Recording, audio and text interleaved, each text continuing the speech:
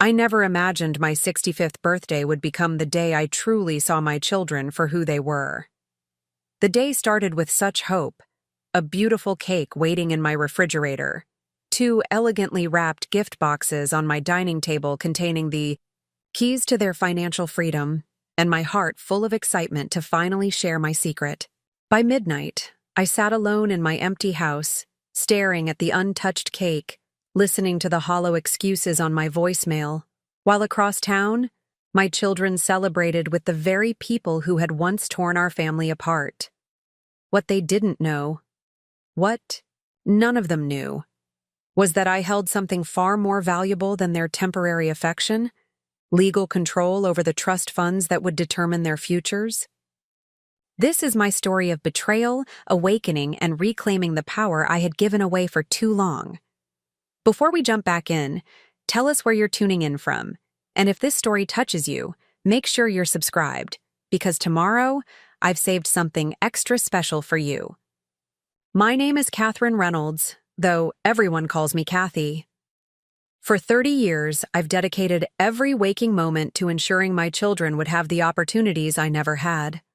I worked 60-hour weeks at Westridge Investment Group, climbing from administrative assistant to senior financial advisor. I skipped vacations to pay for summer camps. I drove a 10-year-old sedan while funding their college educations. Every bonus check, every raise, every inheritance from my parents, it all went into carefully managed trust funds for Daniel and Emily. That spring morning, as I applied a touch of mascara and my favorite coral lipstick, I could barely contain my excitement.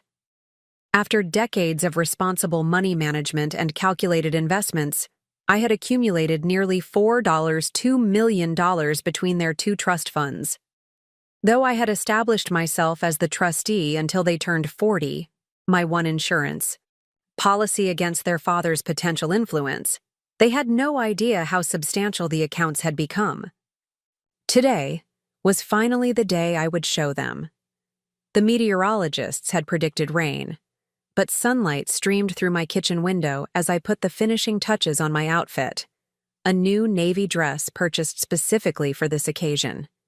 The cake, in my refrigerator, a triple chocolate masterpiece from Bellamy's Bakery, waited patiently beside a bottle of champagne.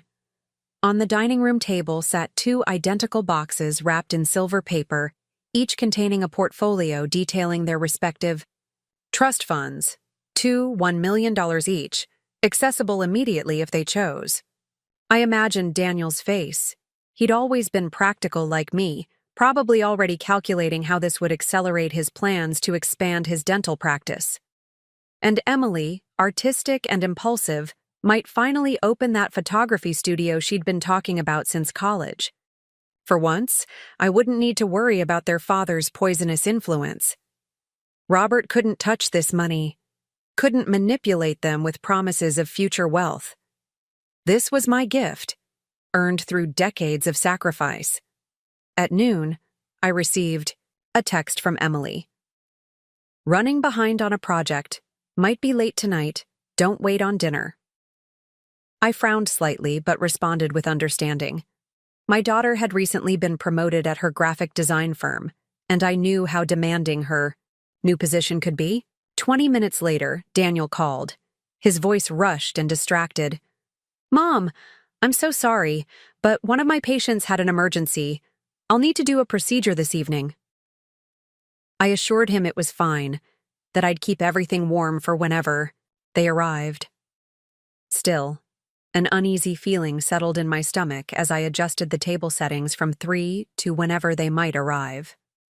I called Betty, my neighbor and closest friend since the divorce, who had planned to come by later for dessert. "They're both running late," I explained. "Work emergencies." Betty's silence spoke volumes. "On your birthday? Both of them?" "It happens." I defended them immediately. "They have responsibilities. They'll be here when they can." Another pause. "Kathy, do you want me to come over early? Keep you company while you wait?" No, I insisted, though something in her tone made me nervous. "I'm sure they'll be here soon. I'll text you when dinner's starting." By 4 o'clock, I had rearranged the flower centerpiece 3 times. By 6, I'd checked my phone so frequently that the battery had dropped to 15%. At 7, I finally turned on the oven to warm the rosemary lamb I'd prepared, Daniel's favorite since childhood. By 8, I'd turned it off again, not wanting to dry out the meat. At 8:43 p.m., my phone chimed with a message from Emily in our family group chat. "So sorry, Mom. This project deadline got moved up.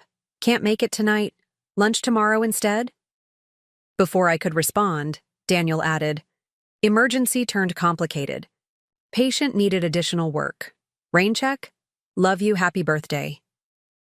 I stared at the screen until it went dark. 65 years old, and I couldn't remember the last time I had felt so utterly alone. With mechanical movements, I covered the food with plastic wrap and returned it to the refrigerator. The cake, the champagne, the gifts, everything went untouched. I poured myself a glass of wine instead and sank into my sofa. That's when my phone rang. Expecting Betty, I answered without checking the caller ID. "Catherine, it's Diane from across the street." My shoulders tensed immediately. Diane Foster had been my neighbor for 15 years, but we'd never been friends. She'd always seemed to take pleasure in others' misfortunes, particularly mine.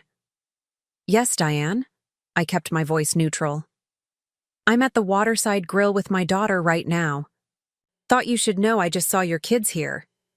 My heart dropped. "I'm sorry?" "Daniel and Emily? They're here with a big group, celebrating something. Thought they were supposed to be at your place for your birthday?" Her voice dripped with false concern. "Aren't they both having work emergencies tonight?" I thanked her stiffly and hung up, my fingers trembling as I opened Instagram. Emily had always been careless about her social media privacy settings. Sure enough, her latest story, posted just 30 minutes earlier, showed her raising a glass in the private dining room at Waterside Grill. I recognized Daniel beside her, his arm around his wife Rebecca. But what made my blood run cold was the man at the head of the table, beaming broadly as he cut into a cake decorated with "Happy 25th Anniversary" in elegant script. Robert, my ex-husband. And beside him, radiant in a crimson dress that probably cost more than my monthly mortgage payment, sat Pamela, the woman he'd left me for 20 years ago. The image blurred as tears filled my eyes. I blinked them away, refusing to cry over Robert Wilson one more time in this lifetime. As I scrolled through more photos, the truth became increasingly clear. This wasn't just an anniversary dinner, it was a double celebration. The second cake, smaller but no less elaborate, read, "Congratulations on your promotion, Emily. My daughter had received a promotion, and rather than sharing this news with me, she had chosen to celebrate with the father who had walked out on us and the woman who had helped destroy our marriage." Daniel was there too, presenting Robert with an expensive-looking watch, based on the open jewelry box visible in one photo. The betrayal cut deep, but what hurt more was the realization that this wasn't new behavior. This was simply the first time I couldn't ignore what had been happening for years. How many other work emergencies had actually been time spent with Robert and Pamela? How many times had my children chosen them over me while I continued to dedicate my life to their well-being? As these thoughts swirled through my mind, my phone dinged with a calendar reminder. Finalize trust fund documentation with Norton. James Norton, my financial advisor and attorney, had prepared all the paperwork to transfer partial control of the trust funds to Daniel and Emily as a birthday surprise. Tomorrow, I was scheduled to sign everything over to them. I stared at the notification for a long moment. Then, with a decisiveness that surprised even me, I deleted it. Instead, I typed out a new email to James. Need to discuss significant changes to the trust disbursement plans. Emergency meeting tomorrow, 9 a.m. His response came within minutes. Of course, Kathy. Is everything all right? No, I typed back. But it will be. I slept fitfully that night, my dreams filled with fragments of memories. Robert's face the day he told me he was leaving. 4-year-old Emily crying for her father. Teenage Daniel's growing resentment as I worked longer hours to keep us afloat. The first time I noticed my children exchanging knowing glances when I mentioned my plans for the future. Morning arrived with the soft patter of rain against my bedroom window.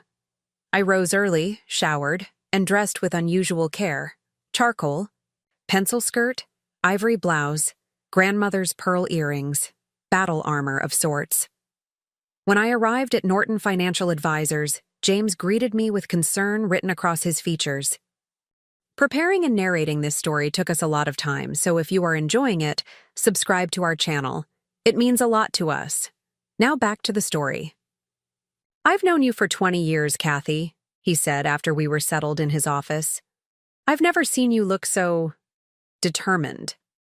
I placed my handbag on his desk and extracted my phone, opening Instagram to Emily's posts from the previous night. Wordlessly, I passed it to him. James scrolled through the images, his expression growing increasingly grim. "I see," he said finally. "And the changes you want to make?" "I'm not signing over control of the trusts," I stated firmly. "Not now, possibly not ever." "That's certainly your right as trustee," James nodded. "But what exactly do you want to do instead?" I took a deep breath. "I want to restructure everything. The original plan was that they would gain access at 40, with me as trustee until then. I want to change the terms." For the next hour, James and I outlined a new approach. Rather than receiving lump sums or gaining control at a predetermined age, Daniel and Emily would now receive staged payments based on specific life achievements and demonstrations of financial responsibility. Additionally, a significant portion would be redirected to a charitable foundation for single mothers rebuilding their lives after divorce, a cause deeply personal to me. "They'll fight this," James warned. "They might even try to have you declared incompetent to manage the funds." I smiled thinly. "Let them try. I've documented every investment, every decision for 30 years. I've never made a single financial misstep, and I've never touched a penny of that money for myself, even when I had every legal right to do so." "What about telling them? Do you want to inform them of these changes?" I considered this carefully. "Not yet. For now, let's just proceed with the restructuring. I'll tell them when the time is right." As I drove home, a strange lightness filled my chest. For decades, I had centered my existence around my children's needs and happiness. I had forgiven their gradual drift toward Robert and Pamela, justifying it as normal teenage rebellion or the natural desire to maintain relationships with both parents.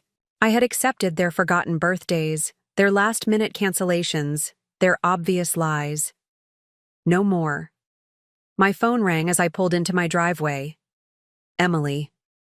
I let it go to voicemail, then listened as her voice filled my car. "Mom, I'm so sorry. About yesterday. Can we do lunch today? My treat. I have exciting news to share." Her promotion. The one she'd already celebrated with her father and Pamela. The one she hadn't bothered to tell me about until now. I deleted the message without returning the call. Inside, I found my dining room exactly as I'd left it. The wrapped portfolios still centered on the table, the place settings perfectly arranged. With methodical movements, I cleared everything away. The portfolios went into my home office safe. The good china returned to its cabinet. The special tablecloth, hand-embroidered by my mother, was gently folded and placed back in its drawer. The doorbell rang just as I was putting away the last wine glass. Through the peephole, I saw Daniel, shuffling awkwardly on my porch, a bouquet of flowers in one hand and a small gift bag in the other. Beside him stood Emily, her expression a carefully constructed mask of contrition. For a moment, I considered not answering. Then, straightening my shoulders, I opened the door. "Mom!" Emily stepped forward immediately, arms outstretched. "We're so sorry about yesterday." "There was an actual emergency," Daniel added quickly, "with a patient. That part wasn't a lie. But afterward, Emily continued, Dad called and insisted we come to this thing for their anniversary. We didn't want to go, but you know how he gets when we say no. I stood silently, noting how easily the falsehoods rolled off their tongues. Daniel couldn't meet my eyes as he thrust the flowers toward me. Emily's smile wobbled at the edges as my silence stretched on. Aren't you going to invite us in? She finally asked. I stepped back, allowing them to enter. They moved toward the living room, clearly expecting us to settle into our usual places. Emily on the love seat, Daniel in the armchair, me on the sofa where I could best see both their faces. Instead, I remained standing. I saw the pictures, I said simply. They exchanged a quick glance, the same look I'd seen countless times before. The look that said, What story are we going with? What pictures? Daniel attempted, but his voice lacked conviction. Emily's Instagram posts, the anniversary celebration, your promotion, Emily, the watch you gave your father, Daniel. Color drained from Emily's face. Daniel's jaw tightened, the same expression his father used to get when caught in a lie. Mom, it wasn't how it looked, Emily started. It looked like you were celebrating with your father and Pamela instead of with me on my birthday. After lying about why you couldn't be here. We're going to come afterward, Daniel protested. But the dinner ran later than expected and… Stop. My voice cut through his excuses like a knife. Just stop lying. I've accepted your excuses for 20 years. I've pretended not to notice when you cancel plans with me to spend time with them. I've ignored how you call Pamela Mom when you think I can't hear. I've overlooked the fact that neither of you has remembered my birthday without a reminder from my calendar app since you turned 18. They stared at me, mouths slightly open. I had never spoken to them this way before. I had always been the understanding mother, the one who never complained, who always put their needs first. I had something special planned for last night. I continued, my voice steadier than I felt. Something important to share with you both. But you chose them. Again. Emily's eyes filled with tears, always her first defense when confronted. That's not fair. We love you. She hesitated, seemingly unable to find a justification even she could believe. We just what? I pressed. Just forgot. It was my 65th birthday? Just decided your father's anniversary with the woman he left us for was more important? Just thought I wouldn't mind being lied to and abandoned? You're being dramatic, Daniel said, his father's words in his… Now, it was just dinner. It wasn't just dinner, I replied quietly. It was a choice. One you've been making for years, and now I'm making mine. Emily stepped forward, alarm replacing the crocodile tears. What does that mean? I met her gaze directly. It means I'm done being your safety net while you prioritize everyone else. It means I'm finished watching you choose your father over me at every opportunity, even after I was the one who kept you fed, clothed, and educated after he decided we weren't worth his time anymore. This is about money, isn't it? Daniel's eyes narrowed. You're upset because we got Dad an expensive gift. A bitter laugh escaped me. No, Daniel, this isn't about the watch. Though it's interesting that your mind went straight there. Then what is this about? Emily demanded, frustration replacing her performative remorse. I walked to my office and returned with a single document, a recent statement showing the combined value of their trust funds. I placed it on the coffee table between us. This is what I wanted to give you last night. For 30 years, I've been building these accounts for you. Every raise, every bonus, every bit of overtime went into securing your futures. Yesterday, I planned to sign over partial control to both of you as a birthday gift to myself. The gift of seeing you benefit from my life's work. They stared at the figure on the statement, eyes widening as they registered the amount. 4 million, Daniel whispered. And now? Emily looked up, voice unsteady. Now I'm reconsidering everything, not just the timing of when you'll lie. Receive this money, but whether you deserve it at all. You can't do that. Daniel stood abruptly. That's our money. No, I corrected calmly. It's my money. I earned every cent. I established the trusts. I am the sole trustee with complete legal control until you turn 40, which is still 5 years away for you, Daniel, and 7 for Emily. But you've always said it was for us, Emily protested, panic edging into her voice. And you've always claimed to care about me, I countered. Yet here we are. The silence that followed was deafening. Daniel paced the small space between the coffee table and the television, hands clenching and unclenching. Emily sank onto the love seat, her face ashen. What do you want from us? She finally asked, voice small. I considered her question carefully. What did I want? An apology wouldn't erase years of feeling secondary in my own children's lives. Promises to do better would ring hollow after so many broken ones before. I want you to leave, I said at last. I need time to think about what happens next, with the trusts, with our relationship, with everything. Mom, please, Daniel began, but I held up my hand. I've spent 30 years putting your needs first. I'm asking for space to consider my own now. They left reluctantly, throwing worried glances back at the statement still lying on my coffee table. As the door closed behind them, I felt an unexpected sense of peace wash over me. For the first time in decades, I had put myself first. That evening, as rain tapped gently against my windows, I poured myself a glass of the champagne that should have been for celebration the night before. I raised it in a silent toast to the woman I had been, devoted, selfless, endlessly forgiving, and to the woman I was becoming, someone who finally understood her own worth. My phone buzzed with text, notifications throughout the evening. Emily. Mom, please talk to us. Daniel. We need to discuss this like adults.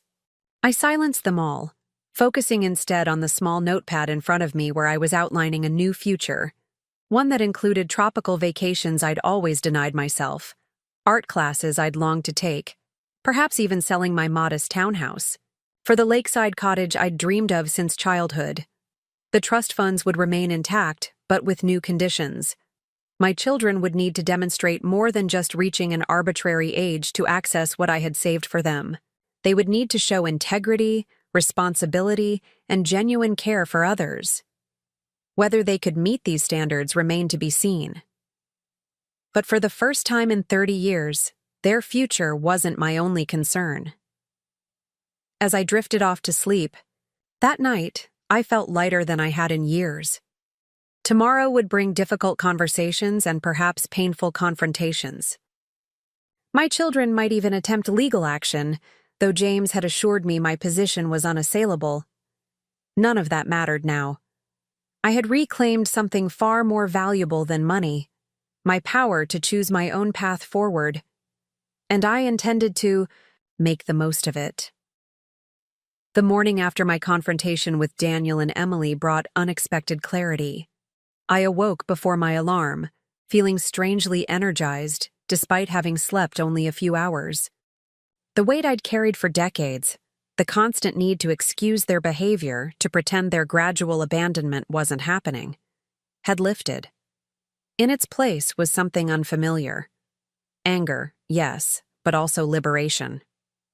I made coffee and carried it to my small home office, where the trust documents waited in neat stacks. For 30 years, I had managed these accounts with meticulous care, viewing myself merely as their caretaker until my children were ready to receive what I'd built.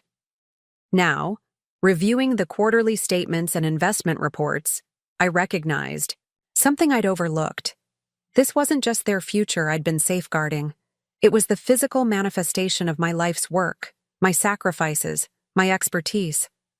My phone had accumulated 27 missed calls overnight, 15 from Emily, 9 from Daniel, 2 from Betty checking on me, and one from James confirming our follow-up appointment that afternoon. I ignored them all as I prepared for my day, choosing a deep burgundy blouse that had languished unworn in my closet. Too bold, I'd always thought, preferring to blend into the background. Not anymore. The doorbell rang as I was applying lipstick. Through the peephole, I saw Rebecca, Daniel's wife, shifting nervously on my front step. We'd always maintained a cordial relationship, though I'd sensed her discomfort around me at family gatherings. Now I understood why. She'd been participating in the deception all along. I opened the door but blocked the entrance with my body. "Rebecca, this is unexpected." She offered a thin smile. "Kathy, I hope I'm not interrupting. Daniel sent me to do what, exactly?" I asked, keeping my tone neutral. "Convince me to change my mind about the trusts, report back on my mental state, or perhaps deliver another carefully crafted excuse for why both my children chose their father's celebration over my birthday?" Her smile faltered. "It's not like that. They feel terrible about what happened. They feel terrible about potentially losing access to $4 million, I corrected. "There's a significant difference."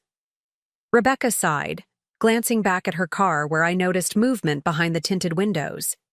"Daniel's waiting," she admitted. "He thought you might be more receptive to me."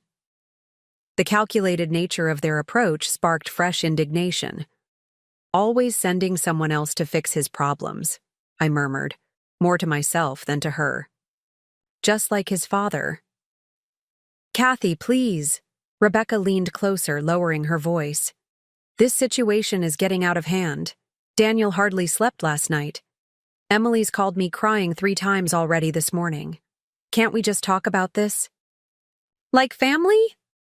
"Family," I repeated, tasting the bitterness of the word. Was it family consideration that led all of you to lie to me? Was it family loyalty that had you celebrating with Robert and Pamela while I sat alone on my birthday? She had the grace to look ashamed. That was wrong. I told Daniel we should have been honest with you from the start. But you weren't. And now you're here not because anyone's genuinely sorry, but because there are financial consequences. That tells me everything I need to know about where I stand in this family." Rebecca opened her mouth to respond, but I continued. "I have an appointment to keep. Please tell Daniel that if he wants to speak with me, he can do so directly, not by sending his wife as a buffer, and not with Emily as backup in the car." Her eyes widened slightly. I nodded toward the vehicle. "I may be 65, but my eyesight is perfectly fine. Good day, Rebecca." I closed the door firmly, then watched through the side window as she returned to the car, gesturing animatedly as she spoke to its other occupants. Moments later, the vehicle pulled away from the curb, tires squealing slightly in a childish display of frustration. At precisely 10 o'clock, I arrived at Norton Financial Advisors for my second meeting with James. His assistant, Marlene, greeted me with unusual warmth. "Mr. Norton is expecting you, Mrs. Reynolds. Can I get you anything? Coffee? Water?" "I'm fine, thank you," I replied, noting the way her eyes lingered on my face. Word had clearly spread about yesterday's dramatic meeting. James rose when I entered his office, gesturing to the chair opposite his desk. "Kathy, how are you holding up?" "Better than expected," I answered truthfully. "Though my children have already launched their counteroffensive. Daniel sent his wife to soften me up this morning." He frowned. "That was quick. Have they threatened? Legal action yet?" "Not explicitly, but I suspect it's coming, especially once they realize I'm serious about restructuring everything." James nodded, opening a folder on his desk. "I've drafted the amendments we discussed yesterday. I also took the liberty of arranging a comprehensive evaluation with Dr. Levine next week." "A psychiatric evaluation?" I raised an eyebrow. "A preventive measure," he explained. "If Daniel and Emily do challenge your competency to manage the Trusts having a recent assessment from a respected geriatric psychiatrist will be invaluable. The suggestion that I needed to prove my sanity stung, but I recognized the wisdom in his advice. Schedule it, I agreed. What else? We should discuss your living situation, James said carefully. Your current home is titled jointly with Daniel, correct? A holdover from when you helped him qualify for his first practice loan?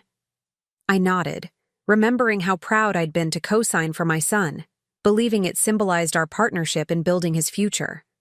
He's never contributed to the mortgage, I noted. Not one payment in 7 years. Nevertheless, he has legal claim to the property. If this dispute escalates, he could potentially force a sale or even try to evict you. The thought sent a chill through me. He wouldn't go that far. James gave me a measured look. Yesterday, you wouldn't have believed they'd miss your birthday to celebrate with Robert and Pamela either. He had a point. The Daniel and Emily I thought I knew wouldn't have betrayed me so casually. Who knew what other unpleasant surprises awaited? What do you suggest? I asked. Use some of your personal savings, not the trust assets, to secure a new residence. Something solely in your name. We can handle the transition quietly before they realize what's happening. The idea of leaving my home of 15 years should have been devastating. Instead, I felt a surprising surge of excitement. The townhouse had never truly been mine. I'd chosen it primarily for its proximity to Daniel's first dental office, wanting to be available to help with his daughter Sophie when needed. The neighborhood, the decor, even the garden plants had been selected with my children's preferences in mind. I think that's an excellent idea, I said, straightening in my chair. In fact, I know exactly where I want to live. James looked surprised by my enthusiasm. You do? The Riverside Cottages development, I explained. The one with the small houses overlooking Oak Ridge Falls. I've admired them since they were built, but always talked myself out of it because Emily thought they were too far from the city, and Daniel complained they didn't have enough guest space. A small smile flickered across James's face. Those are lovely properties, and the distance from your children might be advantageous under the circumstances. My thoughts exactly. We spent the next hour finalizing the trust amendments. Under the new terms, neither Daniel nor Emily would receive any funds until they demonstrated financial responsibility through specific benchmarks, maintaining steady employment, establishing their own retirement accounts, and contributing to charitable causes. Even then, disbursements would come in measured increments rather than lump sums. Additionally, I created provisions for Sophie, my granddaughter, ensuring her education would be funded regardless of her parents' actions. There's something else, I said as James prepared to send the documents for formal drafting. I want to establish a separate foundation using a portion of the trust assets. For women rebuilding after divorce. He nodded approvingly. A fitting tribute to your own journey. How much would you like to allocate? I considered the question carefully. 1 million, I decided. Enough to make a significant impact, while still leaving substantial funds for Daniel and Emily should they earn access to them. And the foundation's name? Second Chances, I replied without hesitation. Because that's what I'm giving myself right now. As I left James's office, my phone chimed with a text from Emily. Dad and Pamela want to meet with you. Neutral ground. Please, Mom, just hear them out. The audacity was breathtaking. Not only were my children in league against me, but they'd enlisted Robert and Pamela as well. I deleted the message without responding and drove directly to Riverside. Cottages. The sales center was quiet when I arrived, just a single agent typing at her desk. She looked up as the door chimed, her expression brightening when she saw me. Good morning. I'm Natalie. Are you interested in our community? Very much so, I replied. I'm looking for a fresh start. Natalie turned out to be a recent divorcee herself, and as she showed me the available properties, we connected over the challenge of reinvention in middle age. The third cottage we visited, a compact two-bedroom with a sunroom overlooking the water, felt immediately right. The large windows filled the space with natural light, and the small but thoughtfully designed kitchen opened onto a deck, perfect for morning coffee. "It's exactly what I want," I told her as we stood in the primary bedroom, watching a blue heron stalk through the shallows below. How quickly could I move in? Natalie seemed surprised by my decisiveness. "The owner is motivated to sell, with a strong offer and expedited financing, possibly within 30 days. I'll be paying cash," I informed her, "and I'm prepared to make an offer today." 2 hours. Later, I left the sales office with a signed purchase agreement and a profound sense of taking back control. The cottage was significantly smaller than my current home. No spare bedroom for overnight visitors, no formal dining room for holiday gatherings, no office where I could help Daniel with his practice paperwork or assist Emily with her taxes. Just space for me, my books, and perhaps a cat or two. The freedom was intoxicating. When I returned home, I found Emily sitting on my front steps. Her eyes were red-rimmed, her normally immaculate appearance disheveled. She jumped up as I parked in the driveway. "Mom, where have you been? I've been waiting for hours." I retrieved, my purse from the passenger seat, taking my time. I wasn't aware we had plans. "I've been calling and texting all day." Her voice rose with indignation. "You can't just drop a bomb like yesterday and then disappear." I walked past her to unlock the front door. "I wasn't aware I needed your permission to conduct my own affairs." She followed me inside, her frustration palpable. "This isn't like you, Mom. Ignoring calls, making threats about the trusts. Daniel thinks you're having some kind of breakdown." "How convenient," I remarked, setting my keys in the ceramic dish by the door. A long-ago Mother's Day gift from Daniel, painted in his 5th grade art class. Attributing my awakening to mental instability rather than acknowledging your own behavior. Emily sank onto the sofa, suddenly deflated. "Is that what this is? An awakening? What would you call it when someone finally recognizes a pattern of disrespect and decides not to tolerate it anymore?" "It was one dinner, Mom. One birthday." "Yes, we should have been honest about where we were going, but you're acting like we committed some terrible crime."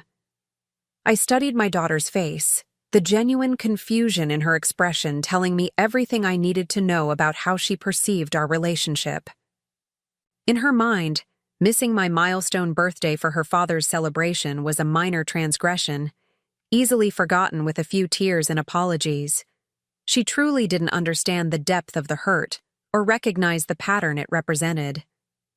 "It wasn't just one dinner," I said quietly. "It was Thanksgiving 3 years ago, when you both claimed food poisoning but were actually at Robert and Pamela's lake house. It was last Christmas, when you left my celebration early for their evening party, but told me you were tired and heading home. It was Daniel missing my retirement party because Pamela had theater tickets for the same night. It's been 20 years of small betrayals that I pretended not to notice because acknowledging them was too painful." Emily's expression shifted from confusion to defensive anger. "That's not fair. We've always tried to balance time with both of you. Do you have any idea how hard it is navigating between divorced parents? You're 33 years old. Emily, you've been an adult longer than you were a child of divorced parents. At some point, the excuse expires." She crossed her arms tightly. "So what now? You hold our futures hostage until we perform whatever penance you've decided we deserve?" The characterization stung, but I kept my voice level. "The trusts were created to secure your futures, not to fund lifestyles of entitlement. If rethinking how and when you receive that money makes me a hostage taker in your eyes, then perhaps that's exactly why the restructuring is necessary." "Dad says you're being vindictive," she fired back, "using the only power you have left to punish us for maintaining a relationship with him." Of course Robert would frame it that way. Your father walked out on a 20-year marriage to be with his administrative assistant, I reminded her. He fought paying child support, missed half your school events, and left me to handle everything from your college applications to your mental health crises. Yet somehow, I'm the villain for expecting basic consideration from my adult children. Emily's eyes filled with tears. That's your version of what happened. Dad says. I don't care what your father says, I interrupted, suddenly weary of the circular conversation. I care about what you and Daniel do. And what you did was choose his celebration over my birthday, lie about why, and then act shocked when there were consequences. She wiped her eyes, smearing mascara across her cheek. So there's nothing we can do? You've made up your mind to punish us financially because your feelings were hurt? The oversimplification was so dismissive, it nearly took my breath away. This isn't about punishment, Emily. It's about finally recognizing my own worth in this family. It's about acknowledging that I've spent 30 years putting everyone else first, and maybe it's time I considered my own happiness. By taking away our trust funds, she challenged. By reconsidering a gift neither of you seems to value properly, I corrected. The money hasn't disappeared. It's still there, waiting for you to demonstrate that you deserve it. Emily stood abruptly. Daniel was right. There's no reasoning with you when you're like this. She grabbed her purse from the coffee table. Call us when you're ready to have a rational conversation about our futures. As she stormed toward the door, I felt an odd sense of déjà vu. How many dramatic exits had I witnessed over the years? How many times had I chased after my children, apologizing for holding them accountable, desperate to restore peace at any cost to myself? Not this time. Emily, I called as she reached for the doorknob. She paused, perhaps expecting the usual capitulation. Instead, I said simply, I've changed the terms of the trusts. The paperwork has already been filed. She turned slowly, her expression hardening. What does that mean exactly? It means that access to those funds will now depend on demonstrated responsibility and genuine care for others. It means a substantial portion will go to a foundation supporting women rebuilding their lives after divorce. And it means that your father and Pamela will have no influence over any of it. The color drained from her face. You can't do that. I already have. After Emily left, I poured myself a glass of wine and carried it out to my small patio. The afternoon sun filtered through the maple tree I'd planted when we first moved in, creating dappled patterns across the flagstones. 15 years ago, Daniel had helped me lay those stones, working alongside me through a sweltering July weekend. Emily had brought us lemonade and taken photos for the family album. We'd felt like a team then, united despite Robert's absence. When had that changed? When had my children begun seeing me as an obligation, rather than a person with feelings and needs of her own? Perhaps it had been gradual. Robert's subtle influence, Pamela's careful cultivation of their affection, the natural pull of adult independence. Or perhaps I had contributed to the problem by making myself endlessly available, eternally understanding, perpetually willing to accept leftovers of their time and attention. My phone rang, pulling me from these reflections. Betty's name flashed on the screen. Kathy, what in the world is going on? Emily just called me in tears, saying you're threatening to disinherit them over a missed birthday dinner. I sighed, unsurprised that my daughter had recruited reinforcements. That's not exactly accurate, Betty. Well, what is accurate? Because Daniel left me a similar message an hour ago, and then Robert called Jack, asking if he'd talk some sense into you. My phone hasn't stopped ringing all day. Robert involving Betty's husband Jack was a new low, but not entirely unexpected. The two men had remained friends after the divorce, occasionally golfing together despite Betty's loyalty to me. The short version? I took a sip of wine. I discovered my children lied about working late on my birthday so they could attend Robert and Pamela's anniversary celebration instead. When confronted, they showed more concern for potentially losing access to their trust funds than for how deeply they'd hurt me. So yes, I'm restructuring those funds to reflect my current understanding of our relationship. Betty was silent for a moment. "Oh, Kathy," she finally said, her voice softening. "I'm so sorry. No wonder you sounded off when we spoke that night." "You knew, didn't you?" I realized suddenly. "That's why you offered to come over early." Another pause. "Diane Foster mentioned seeing them at Waterside Grill that afternoon, setting up decorations. I wasn't certain, but I suspected something was happening." The revelation should have hurt, but instead, it reinforced my resolve. Even Betty, my closest friend, had kept information from me, likely trying to spare my feelings, but ultimately, participating in the deception. "I'm making some changes, Betty," I told her. "Not just with the trusts, but with everything. I've bought a cottage at Riverside." "You're moving?" she gasped. "But you love your townhouse. And what about being close to Sophie, to all of us?" "The townhouse was always a compromise," I replied. "And as for proximity, well, it seems distance hasn't prevented my family from making other choices already." "This seems so sudden," Betty fretted. "Are you sure you're thinking clearly?" After all, it was just one missed birthday. I recognized the echo of Emily's dismissal in her words. "It was the final missed birthday," I corrected gently. "The last in a long series of moments where I was deprioritized. The difference is that this time, I'm choosing not to accept it." We spoke a while longer, Betty gradually shifting from concerned intervention to reluctant understanding. By the time we hung up, she'd offered to help with packing and promised to visit once I was settled in my new home. Whether that promise would materialize remained to be seen, but I appreciated the gesture nonetheless.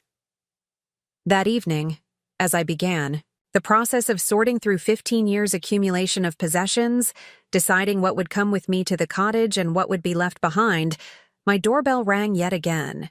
Expecting Daniel this time, the next logical escalation in their campaign, I was startled to find Robert himself standing on my porch, looking oddly diminished without Pamela beside him. "Hello, Catherine," he said, using my full name as he always had during our marriage. "May I come in? I think we need to talk." Every fiber of my being wanted to slam the door in his face.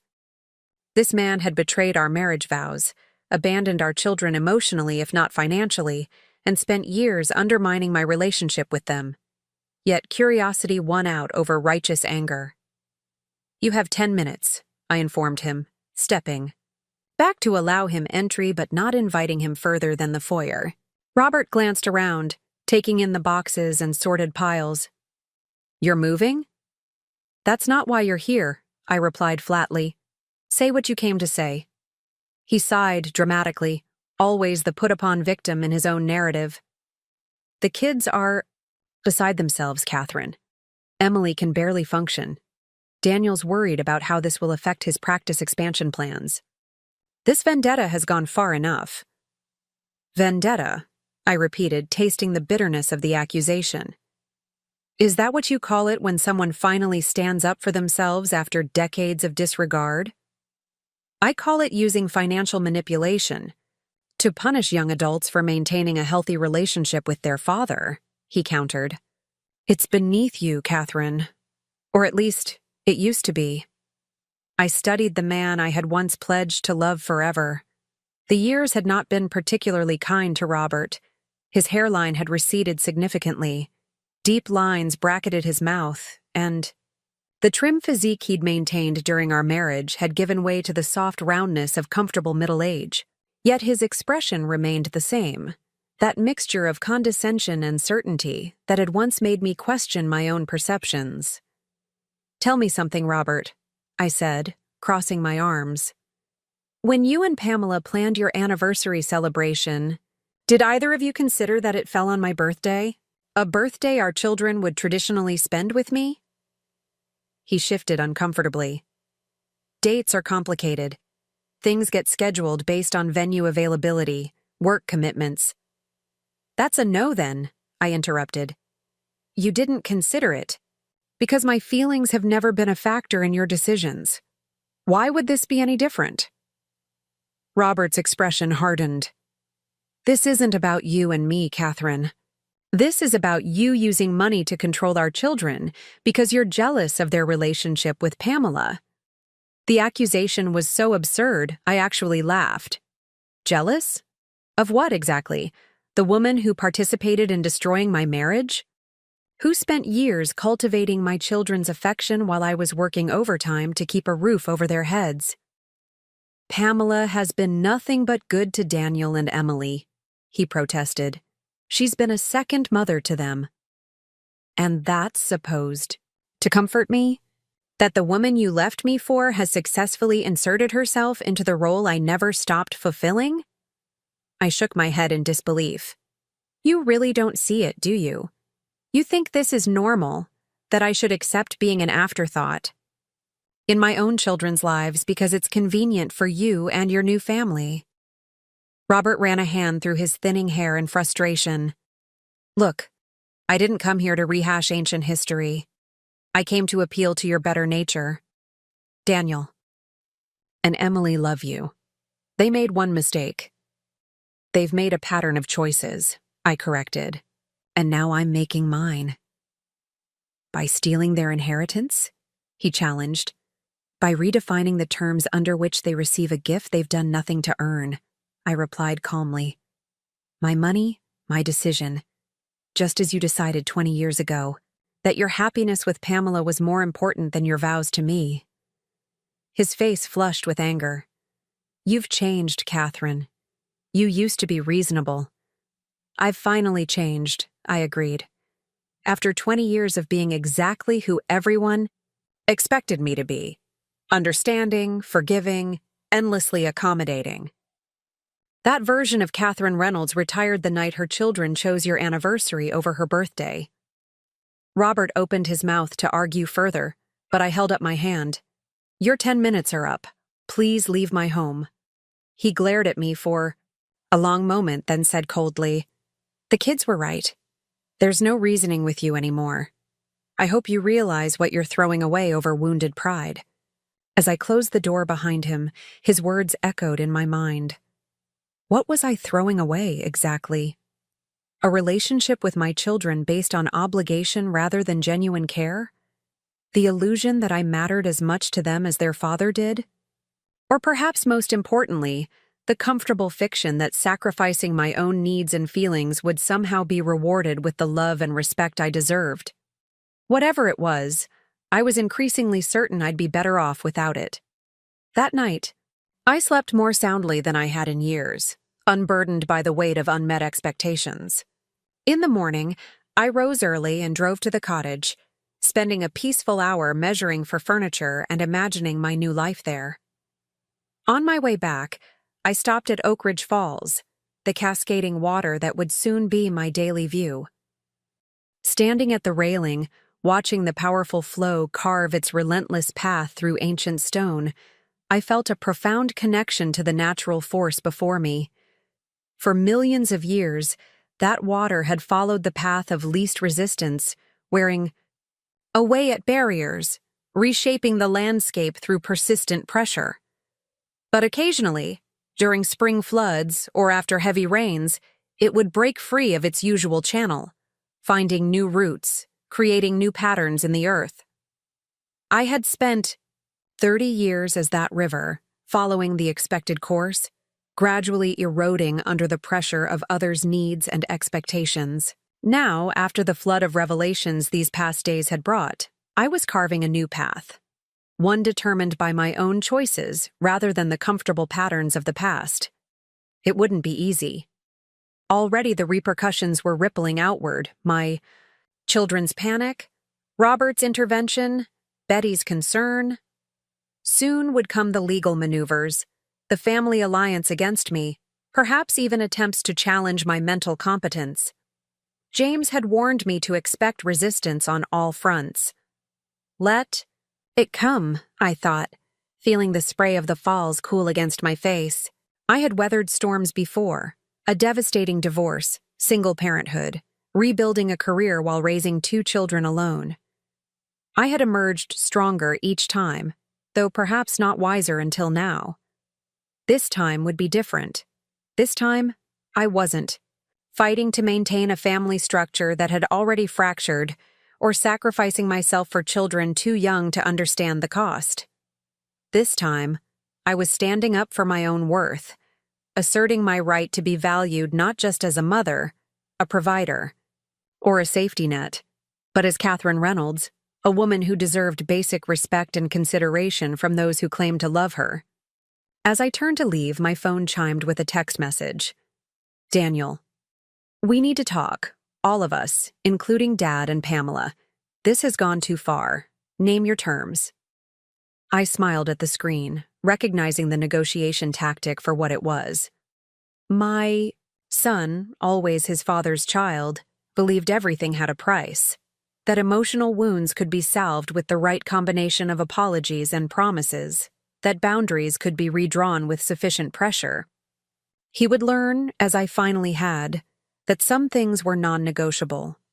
Self-respect, dignity, the right to determine my own path forward. I typed a simple response. There are no terms. There is only change. I'll be in touch when I'm ready. Then I silenced my phone, slipped it into my pocket, and walked back to my car, ready to continue the work of rebuilding my life, not around my children's needs or my ex-husband's convenience, but around my own long-deferred dreams. The river had found a new course, and this time, nothing would divert it back to the old, worn channels of the past. 3 days after my meeting with James, the legal notifications I'd been expecting finally arrived. Official letters addressed to Daniel and Emily, informing them of the changes to their trust funds. I had instructed James to be thorough but compassionate in his explanation. This wasn't about punishment, but recalibration. Not vengeance, but accountability. Whether my children would perceive that distinction remained to be seen. I spent that morning at Riverside Cottage, meeting with contractors about minor renovations before my move-in date. The current kitchen cabinets, a dated oak with brass hardware, would be replaced with simple white shaker-style doors and brushed nickel pulls. The living room's worn beige carpet would give way to bamboo flooring, easier to maintain and better for my occasional allergies. Small changes that would transform the space from someone else's home to distinctly mine. While discussing bathroom fixtures with the tile installer, my phone rang. Daniel's dental office number. I declined the call, focusing instead on selecting the perfect shade of sea glass green for the shower tile. Minutes later, the phone rang again, then again. When it rang a 4th time within 30 minutes, I finally answered. Mom? Thank God. Daniel's voice was tight with barely controlled anger. Did you know about these letters from Norton? Tell me this is some kind of mistake. It's not a mistake, I replied calmly, stepping outside to continue the conversation away from the contractors. James sent those letters at my direction, explaining the changes we discussed earlier this week. Changes? You're gutting our trust funds. His voice rose sharply. Emily just called me hysterical. $1 million to some charity? Mandatory? Financial counseling? Performance metrics? This is insane. I leaned against the cottage's weathered deck railing, watching a pair of mallards navigate the creek below. The funds aren't being gutted, Daniel. They're being restructured to ensure they serve their intended purpose, supporting your future while encouraging financial responsibility.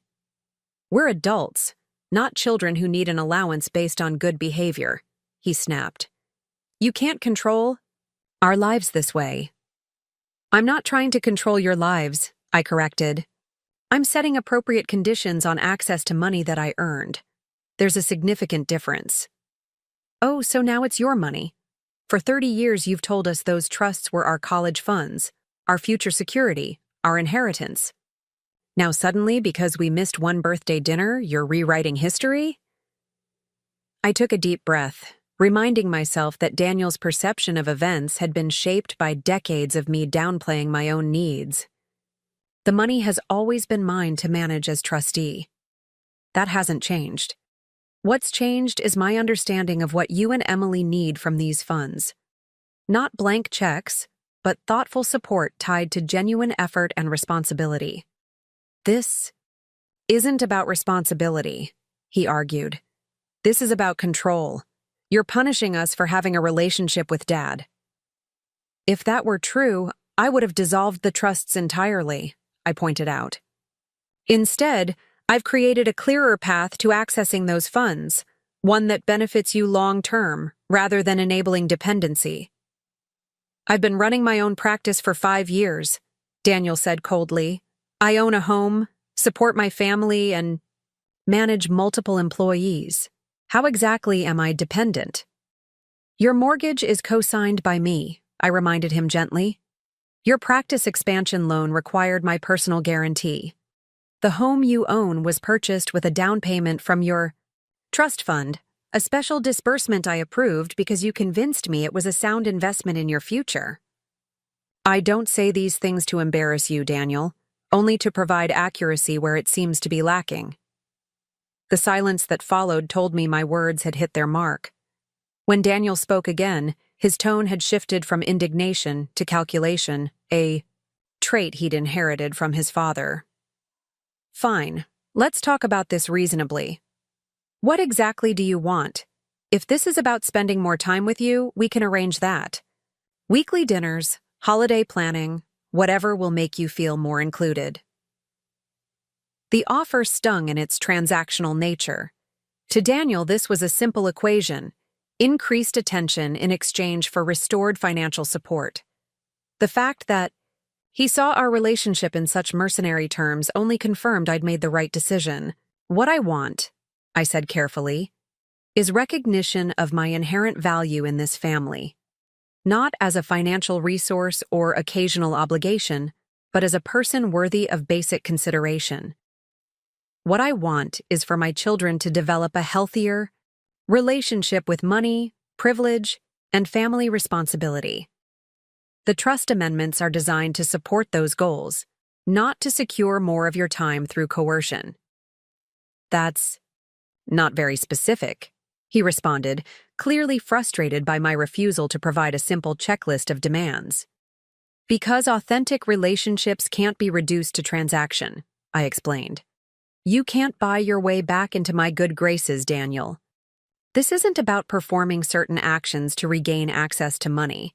It's about genuine growth and recognition of how your choices affect others. So we're just supposed to wait around hoping you'll eventually decide we've become better people? His voice dripped with sarcasm. That's completely unreasonable.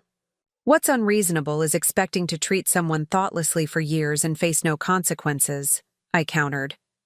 The trust amendments outline clear benchmarks for accessing funds. They're in the documentation James sent. Read it carefully, instead of reacting emotionally. I'm calling a lawyer, Daniel declared. Dad says we have grounds to challenge these changes. Of course, Robert would encourage this approach. You're welcome to pursue legal action if you feel it's necessary, I said evenly. James assures me my position as trustee is legally unassailable, but you should certainly explore all your options. This isn't over, Daniel warned before ending the call. I slipped my phone back into my pocket, feeling oddly calm. The conversation had unfolded almost exactly as James had predicted. Initial shock and anger, followed by negotiation attempts, culminating in legal threats. The next phase would likely involve family pressure, then possibly public embarrassment tactics, before eventually circling back to more sophisticated negotiation. Robert had used similar strategies during our divorce proceedings, and our children had clearly absorbed his playbook. This time, however, I was prepared. More importantly, I was resolute in a way I'd never been before. My children's responses, focusing entirely on money rather than the relationship damage their actions had caused, only reinforced my conviction that the trust restructuring was necessary. I returned to the cottage interior where the contractors awaited my decisions. Working through the remaining renovation choices brought a satisfaction I hadn't anticipated. Each selection a small assertion of personal preference, unmediated by considerations of others' opinions. No need to choose neutral tones because Emily thought bold colors dated a space, or avoid patterns because Daniel found them busy and distracting. Adjust my own taste, my own comfort, my own vision. By mid-afternoon, the plans were finalized, contracts signed, and deposits paid. As I walked to my car, I felt a lightness that seemed almost inappropriate given the family conflict brewing. But perhaps that was the point. For too long, I had equated family harmony with personal happiness, believing I couldn't have one without sacrificing the other. Now I understood they were separate entities, and sometimes maintaining healthy boundaries required accepting temporary discord. I drove home on back roads, enjoying the lush green of early summer in the Pacific Northwest. My phone rang again as I turned onto my street. Emily, this time. "I've received your trust papers." Her voice was ice. "I've read them." "Then you understand the changes aren't designed to withhold funds permanently, just to establish clearer conditions for access," I replied, pulling into my driveway. "I understand that you've betrayed us," she said bitterly. "That all your talk about securing our futures was conditional on us making you the center of our lives." I sighed, shutting off the engine. "That's a profound distortion, Emily. The funds are still there for your future. The conditions reflect basic financial responsibility and ethical consideration, benchmarks any reasonable adult would meet regardless of maternal relationships. You've allocated $1 million to other women," she countered. "Money you always said was for Daniel and me. A portion of the funds, yes, to help women who face the same challenges I did when your father left. The foundation will provide emergency housing, job training, and legal support for mothers rebuilding after divorce." "So strangers matter? More to you than your own children?" The hurt in her voice was genuine, cutting through her anger. "No, Emily, but your character development matters more than simply handing you millions without any responsibility attached. The fact that you're more concerned about the foundation allocation than understanding why these changes were necessary suggests I've made the right decision." She was silent for several moments. Then, in a quieter voice, "Dad says you're having some kind of breakdown. That grief over aging alone has made you irrational." The characterization was so predictable I almost laughed. Robert had always pathologized any assertion of independence on my part, framing my legitimate needs as emotional instability. Now he was teaching our children to do the same. "And what do you think?" I asked.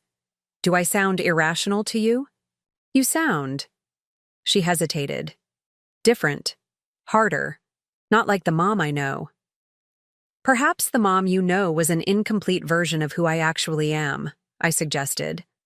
"Perhaps she set aside parts of herself to avoid conflict and maintain peace, even at personal cost." "That doesn't justify punishing us financially," Emily persisted. "I'm not punishing you. I'm establishing boundaries around resources I worked 30 years to build.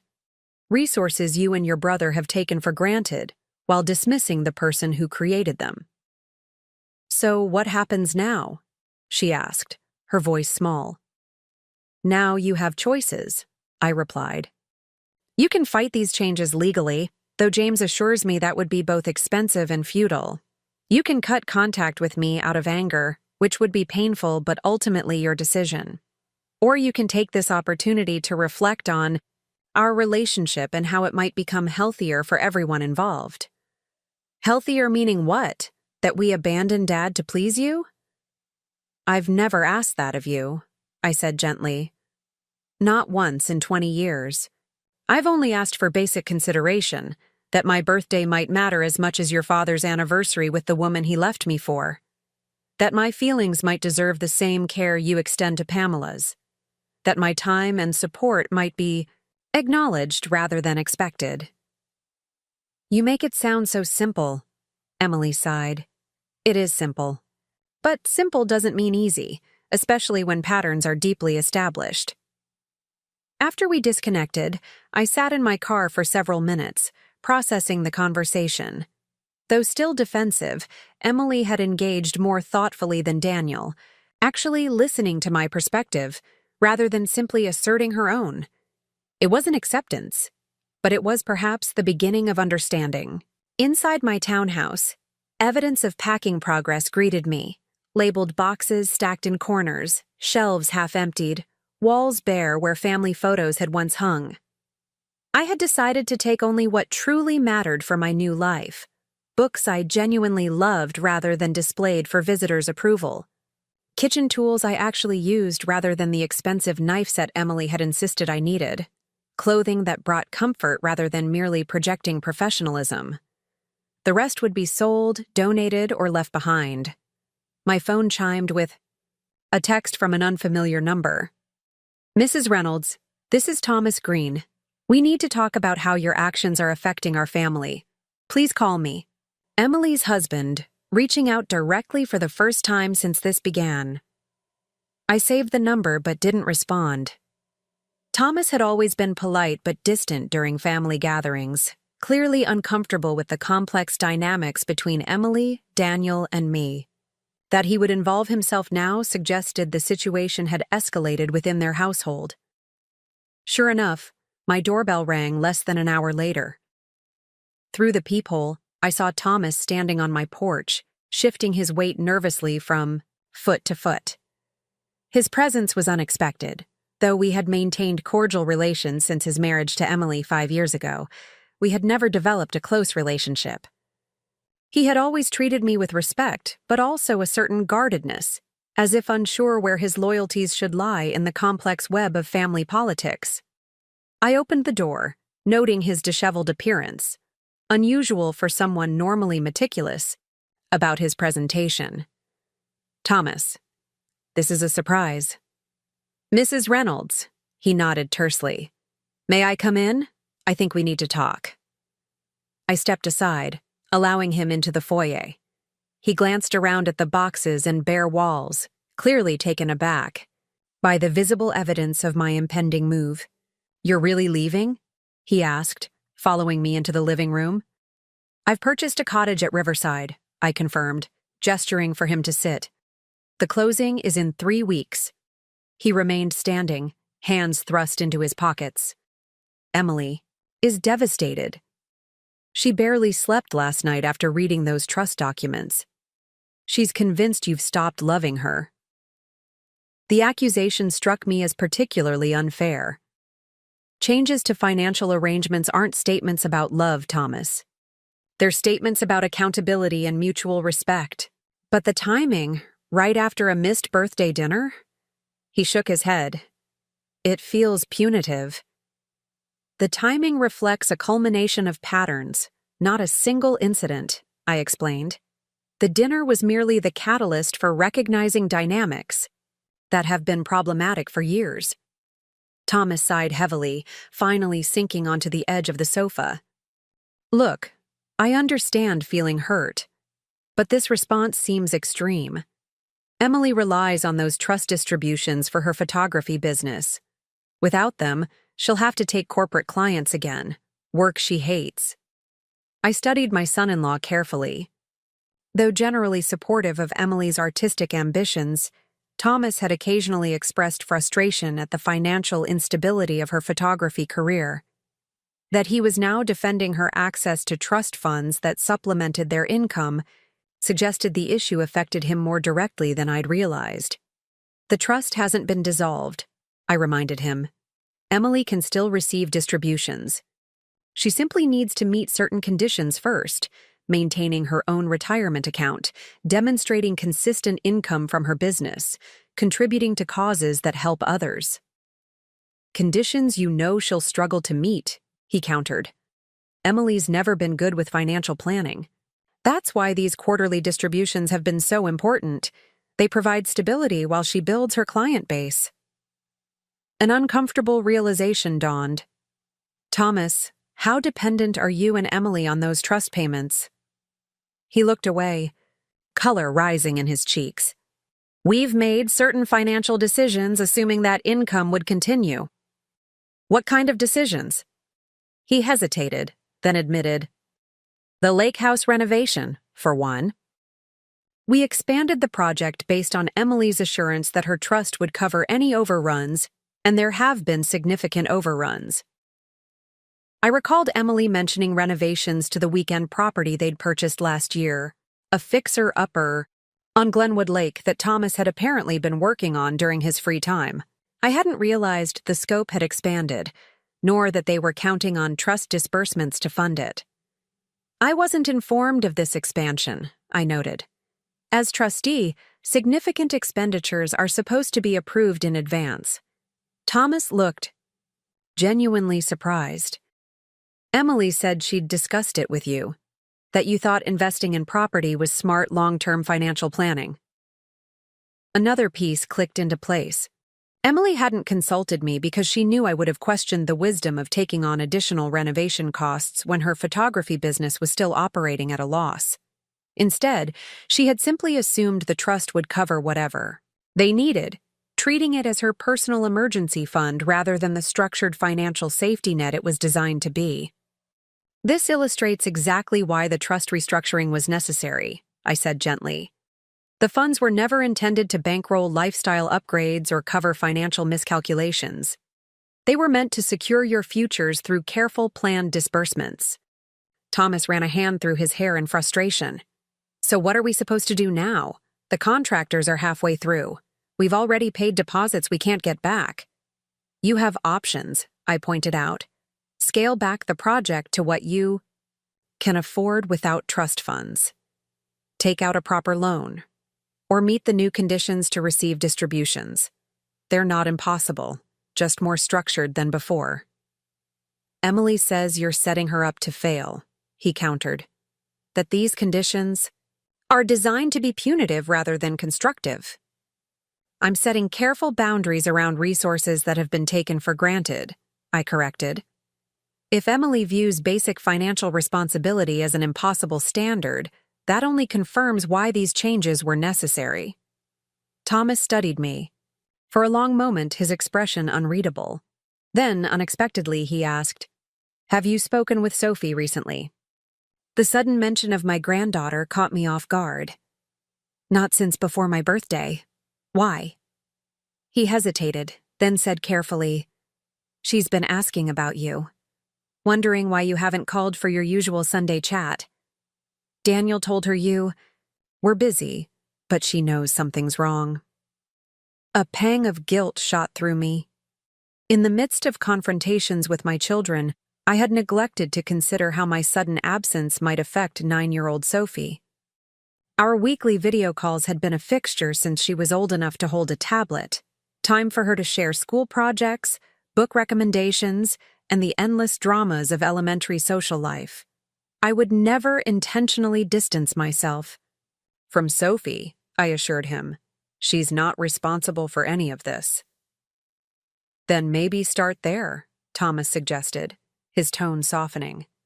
Show Emily that this isn't about cutting family ties or punishing bloodlines, that you're still capable of maintaining loving relationships even while enforcing these new boundaries. The subtle manipulation wasn't lost on me, using my love for Sophie as leverage to soften my position on the trusts. Yet beneath the strategy was a valid point. My conflict with Daniel and Emily shouldn't extend to my relationship with my granddaughter. I'll call her tonight, I promised. But I need you to understand something, Thomas. My relationship with Sophie is separate from the trust restructuring. One will not influence the other. He nodded slowly, some of the tension leaving his shoulders. Fair enough. But please remember that your decisions affect more than just Emily and Daniel. They ripple through the entire family. After Thomas left, I sat quietly in my increasingly empty living room, considering the broader implications of the boundaries I was establishing. My focus had been so intently on my relationship with my children that I'd failed to consider the satellite relationships affected by this seismic shift. with Sophie, with Thomas, even with Betty and other friends who found themselves caught in the middle of family conflict. Setting boundaries wasn't a clean surgical procedure. It was messy, with consequences extending beyond the primary relationships involved. The question wasn't whether these consequences existed, but whether they justified abandoning necessary change. I reached for my phone and dialed Sophie's number, a direct line I'd insisted on when Daniel got her a phone for her 9th birthday, over his objections that all communication should go through parental devices first. She answered on the second ring, her voice brightening instantly. "Grandma, where have you been? I called you 3 times. "I'm so sorry, sweetheart," I said, feeling a genuine rush of warmth at her enthusiasm. "I've been very busy with some important changes in my life, but that's no excuse for missing our Sunday call." "Dad said you're mad at everyone," she stated matter-of-factly. "Are you mad at me too?" "Absolutely not," I assured her immediately. "Nothing could ever make me mad at you, Sophie. The grown-ups in our family are having some disagreements, but none of that has anything to do with you." "Is that why you weren't at my dance recital yesterday? Dad said you were invited but didn't want to come." The revelation hit like a physical blow. "Sophie, I wasn't invited to your recital. This is the first I'm hearing about it." A pause. "But Dad showed me the text he sent you, with the details and everything." "When did he send this text?" I asked carefully. "Last week, I think." He said you never answered. I checked my message history with Daniel. The last text I'd received from him was 3 days ago about the trust changes. There was nothing about a dance recital. "Sophie, there must have been some confusion. I never received an invitation, and I would never intentionally miss your performance. You know how much I love watching you dance." "Oh." Her voice was small. "So Dad was wrong?" I chose my words carefully, unwilling to explicitly call my son a liar to his daughter. Sometimes messages don't go through properly, or they get lost among other communications. The important thing is that I would have been there if I'd known about it. "Can I show you my dance anyway? On video chat?" "I would love that," I said, grateful for her resilience. "Right now?" "Yes. Let me change into my costume." While waiting for Sophie to return, I searched my email, text messages, and even checked my spam folder for any communication about a dance recital. Nothing. Daniel had deliberately misled his daughter, allowing her to believe I had chosen to miss her performance. The casual cruelty of using a child as a pawn in adult conflict disgusted me. Sophie reappeared on screen moments later, wearing a blue sequined leotard with a matching tulle skirt. For the next 10 minutes, I watched her perform an energetic jazz routine to a pop song I vaguely recognized, praising her timing and expression, marveling at how much she'd improved since her last recital. "That was wonderful, Sophie. You've been practicing hard," she beamed, twirling one last time before flopping onto her bed. "Miss Jennings says I might be ready for point shoes next year if I keep working on my technique." "That's exciting. Point work is a big milestone." Her smile faded slightly. "Dad says ballet is too expensive and I should focus on school activities instead. But I love dance more than anything." Another familiar pattern. Daniel discouraging pursuits he deemed impractical, just as Robert had done with both him and Emily. How quickly we inherit and perpetuate the limitations placed upon us. "Well," I said carefully, "good technique takes time to develop. You have plenty of time to decide if point work is right for you." Sophie's expression brightened again. "That's what I told Dad. I said Grandma always says rushing important decisions leads to regrets." The fact that she quoted me, had internalized my advice and found it valuable enough to repeat, filled me with unexpected emotion. Whatever damage existed in my relationship with Daniel, something healthy and important had flourished between his daughter and me. Something worth protecting. "Sophie, I want you to know something important," I said, meeting her eyes through the screen. No matter what happens between the grown-ups in our family, my love for you never changes. You can always call me, anytime. I will always want to know about your dance recitals and school projects and everything that matters to you, she nodded solemnly. Even if Dad and Aunt Emily are mad at you? Even then, I confirmed. Some relationships exist independent of others. Ours is one of those. After saying goodbye to Sophie, I sat with my complicated emotions. Anger at Daniel for using his daughter as emotional leverage, gratitude for my undiminished connection with Sophie herself, and renewed conviction that the boundaries I was establishing were necessary for everyone's long-term health. The doorbell rang, again interrupting my reflections. This time, the caller was entirely unexpected. Pamela Wilson, Robert's wife of nearly 20 years, standing on my porch in an expensive linen dress, looking simultaneously confident and uncomfortable. For a moment, I considered pretending I wasn't home. In 2 decades, Pamela and I had spoken directly perhaps a half-dozen times, always in the carefully neutral territory of graduations or wedding receptions, never alone, and certainly never in my space. That she would appear unannounced on my doorstep suggested a desperation I hadn't anticipated. Curiosity won over avoidance. I opened the door without greeting, simply raising an eyebrow in question. "Catherine?" she acknowledged. "I apologize for coming without calling first. May I come in? I think it's time we talked directly." I stepped back silently, allowing her entry, but not extending further welcome. She moved into the living room, with the practiced grace of someone accustomed to navigating uncomfortable social situations, her gaze sweeping over the boxes and bare walls. "You're moving," she observed. "Yes. Because of what happened on your birthday." I crossed my arms. "Because I've decided to live someplace that reflects my own preferences rather than my children's convenience." Pamela nodded as if I'd confirmed something she'd already suspected.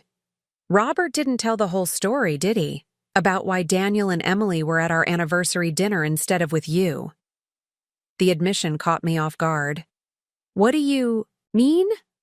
She sighed, perching carefully on the edge of an armchair. "It wasn't just our anniversary celebration. It was also a networking event for Emily's photography business. Robert invited several potential clients, people who might commission her for corporate work or family portraits." "And this couldn't have been scheduled for literally any other evening?" I asked skeptically. "The venue was only available that night," she explained. "And the clients had specific scheduling constraints. Robert thought he was helping Emily establish professional connections. He didn't realize, or didn't consider, that it was your birthday." Her explanation rang hollow. Emily's business had been operating for 3 years. Surely professional networking wasn't so urgent it couldn't wait a day or two. And regardless of venue availability, my children could have declined to attend out of consideration for me. "Even if that's true," I said carefully, "it doesn't explain why Daniel and Emily lied about where they were going, or why neither of them called until nearly midnight." Pamela had the grace to look embarrassed. "That part I can't defend. They should have been honest with you." "Why are you here, Pamela?" I asked directly. "After 20 years of carefully orchestrated distance, why show up now?" She met my gaze steadily. "Because this situation is affecting everyone, including me. Robert is obsessed with fixing it. Daniel calls daily, sometimes hourly, panicking about his practice expansion plans now that trust distributions are in question. Emily bursts into tears at the slightest provocation. It's consuming our lives, and naturally I'm expected to resolve this disruption by reverting to my previous role, silent supporter, convenient banker, emotional doormat, I observed. "That's not what I'm suggesting," Pamela countered, "but surely there's a middle ground between doormat and complete restructuring of their financial future?" I studied the woman who had replaced me in Robert's life all those years ago. At 57, Pamela remained strikingly attractive, her blonde hair expertly colored. To hide any gray, her figure maintained through disciplined exercise and careful diet, her style impeccable if conservative. She had been Robert's administrative assistant when their affair began, but had long since established herself as a respected interior designer, catering to Oak Ridge's wealthy residents.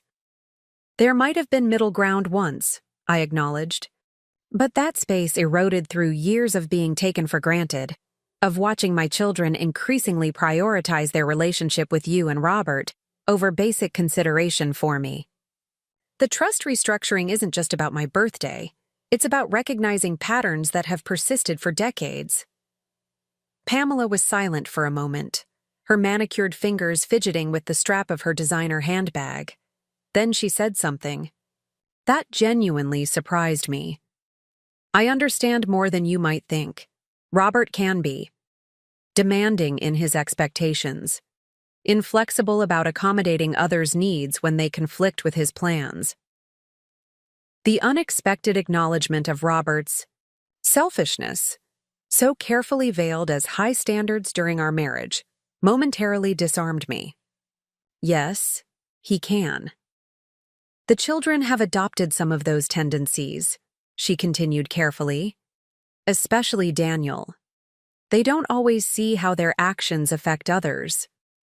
A trait that's been consistently reinforced whenever it serves your family's interests, I pointed out, like scheduling an anniversary celebration on my birthday, then acting surprised when I object to my children attending.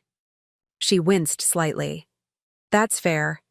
I should have recognized the date and suggested an alternative. It was thoughtless. Her willingness to acknowledge wrongdoing was unexpected.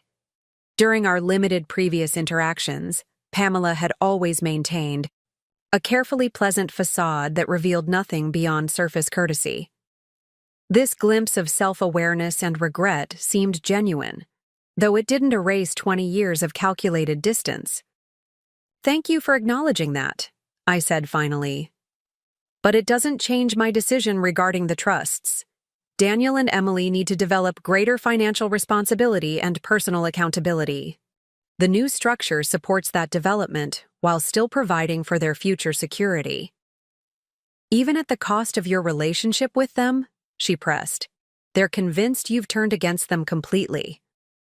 If they believe boundary setting equals rejection, that only confirms how necessary those boundaries are, I replied.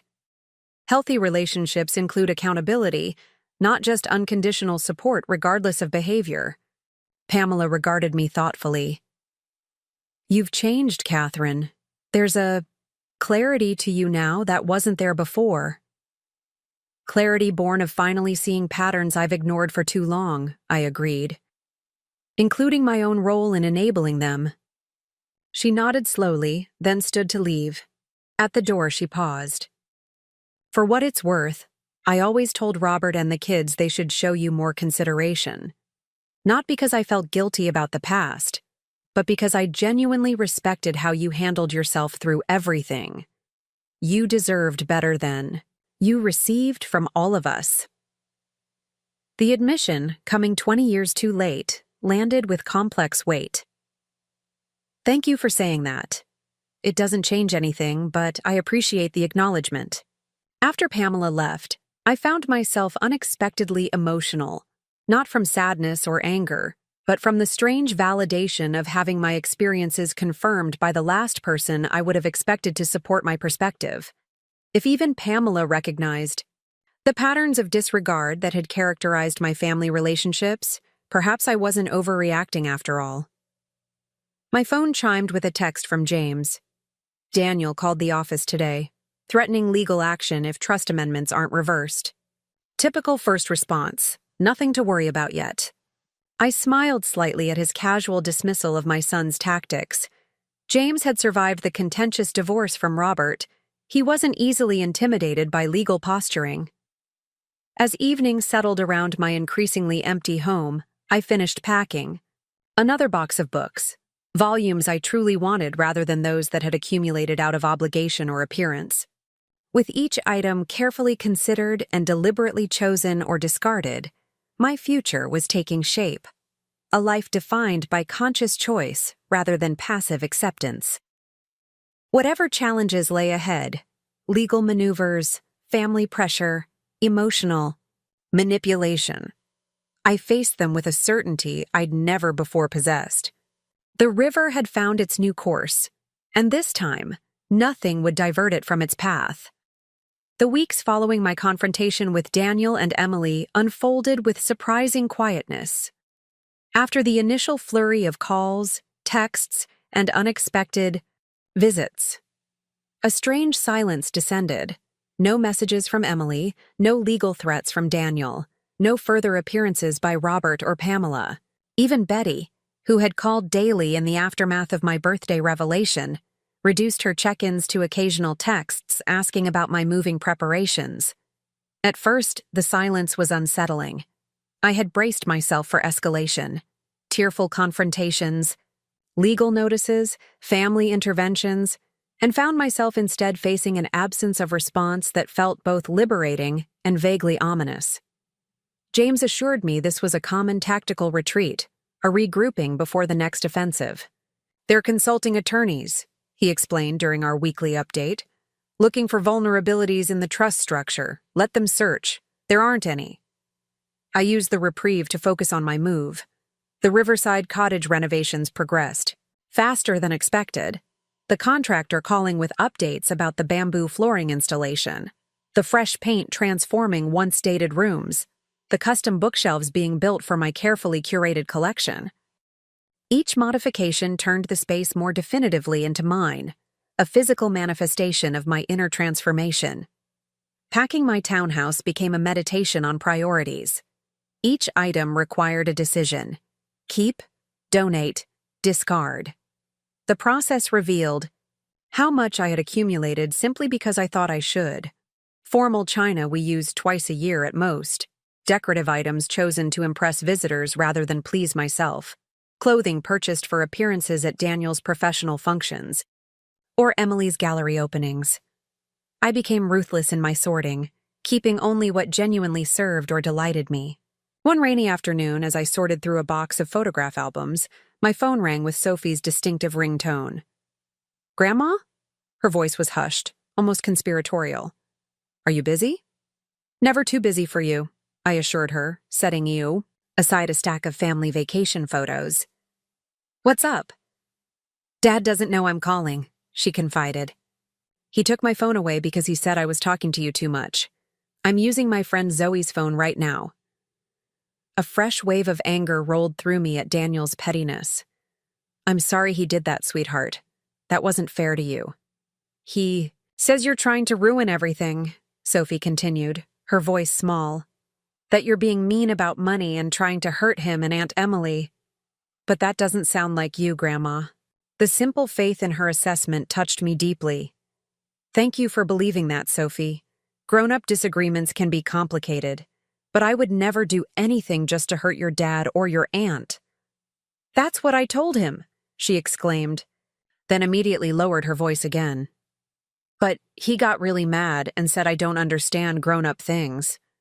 "Well, there are certainly aspects of adult relationships that are hard to explain to someone your age," I acknowledged carefully.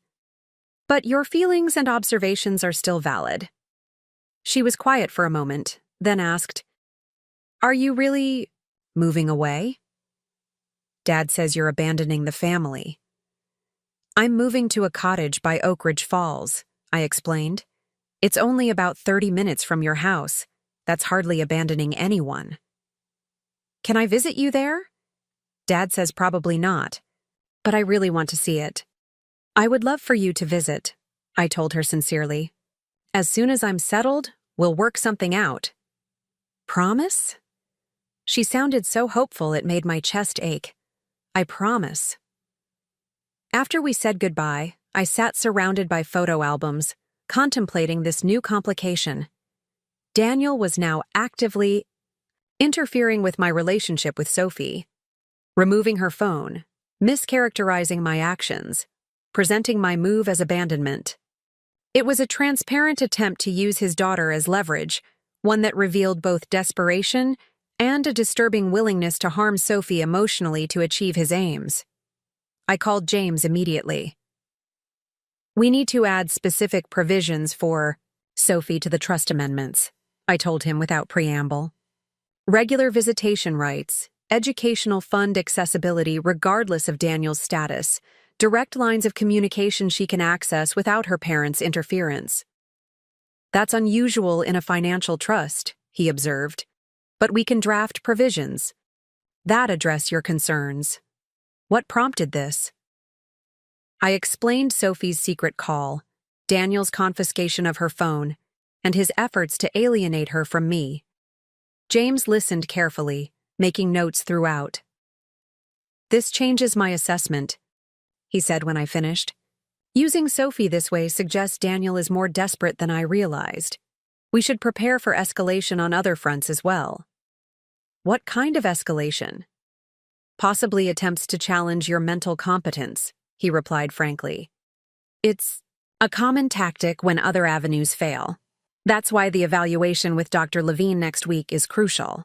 We need recent professional documentation of your cognitive clarity. The suggestion that Daniel might attempt to have me declared incompetent sent a chill through me. Not because I feared the outcome of any evaluation, but because it revealed how far my son might go to regain financial control. He wouldn't, I said, though without much conviction. Catherine, James said gently, he's already using his 9-year-old daughter as an emotional pawn. Don't underestimate what financial desperation might drive him to do. The warning sat heavily with me as I continued sorting through photographs. Images of Daniel as a toddler, proudly showing me a finger painting. Emily on her first bicycle, gap-toothed grin beaming at the camera. Both children at the beach, building elaborate sandcastles while I watched from beneath an umbrella.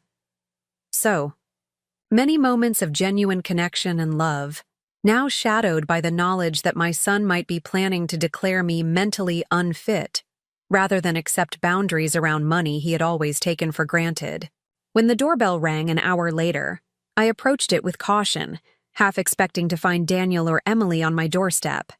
Instead, Rebecca stood there, looking uncomfortable but determined. I'm not here on Daniel's behalf, she said quickly as I opened the door. In fact, he doesn't know I've come. Can we talk? I let her in, curious about this unexpected development. In the living room, now sparse with most decorations packed away, Rebecca perched awkwardly on the edge of the sofa. Daniel and I are separating, she announced without preamble. I've taken Sophie to stay with my parents while we figure things out.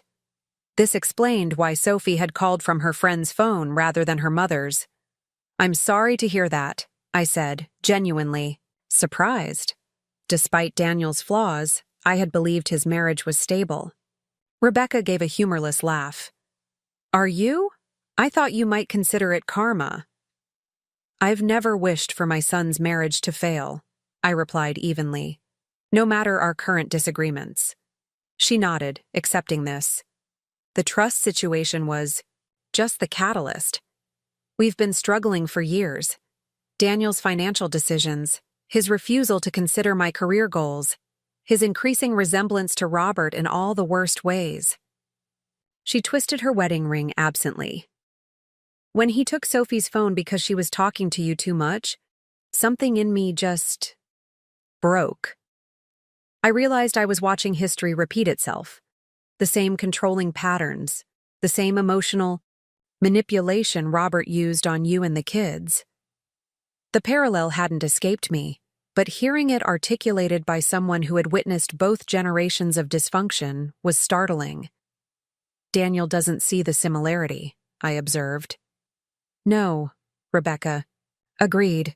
He thinks he's nothing like his father. But the way he's handling this conflict with you, the legal threats, the attempts to isolate Sophie from you, even using me as an intermediary rather than addressing issues directly, it's all straight from Robert's playbook. Why are you telling me this? I asked, genuinely curious about her motivation for this visit. She met my gaze directly. Because someone should be honest with you about what's really happening. Because Sophie adores you and shouldn't lose her relationship with her grandmother due to her father's financial tantrum. And because... She hesitated, then continued more quietly. Because I've always respected how you rebuilt your life after Robert left. And I'm trying to find that same courage now. The unexpected alignment touched me deeply. Throughout my marriage to Robert and subsequent years of single parenthood, I had often felt profoundly alone, my struggles witnessed, but rarely acknowledged, my strength taken for granted rather than recognized as hard-won resilience. To have Rebecca not only see that journey but find inspiration in it was deeply validating. Thank you for telling me, I said sincerely, and for protecting Sophie during this difficult time. Rebecca nodded, some tension easing from her shoulders. There's something else you should know. Daniel has been meeting with lawyers about challenging the trust changes. He's also consulted with a psychiatrist friend about building a case for diminished capacity. Though James had warned me this might be coming, confirmation still felt like a blow. He's really going to claim I'm mentally incompetent rather than accept reasonable boundaries around money? He's desperate, Rebecca said simply. The practice, expansion loan was approved based on projected income that included regular trust distributions. Without those funds, the new office space he's already leased becomes a significant liability. He never mentioned using trust funds for business expansion, I noted, remembering our conversations about his practice growth. He told me he had secured traditional financing. He tried, but the bank required more collateral than he could provide, Rebecca explained. Rather than scaling back his plans, he counted on the trust distributions to make up the difference. When you changed the terms, his entire financial structure collapsed. The recklessness of this decision, committing to business expenses, based on funds he had no guaranteed right to, was breathtaking. It revealed not just entitlement, but a fundamental irresponsibility that confirmed, yet again, that restructuring the trusts had been necessary. I appreciate your honesty, I told Rebecca. Is there anything I can do to support you and Sophie during this transition? She considered this.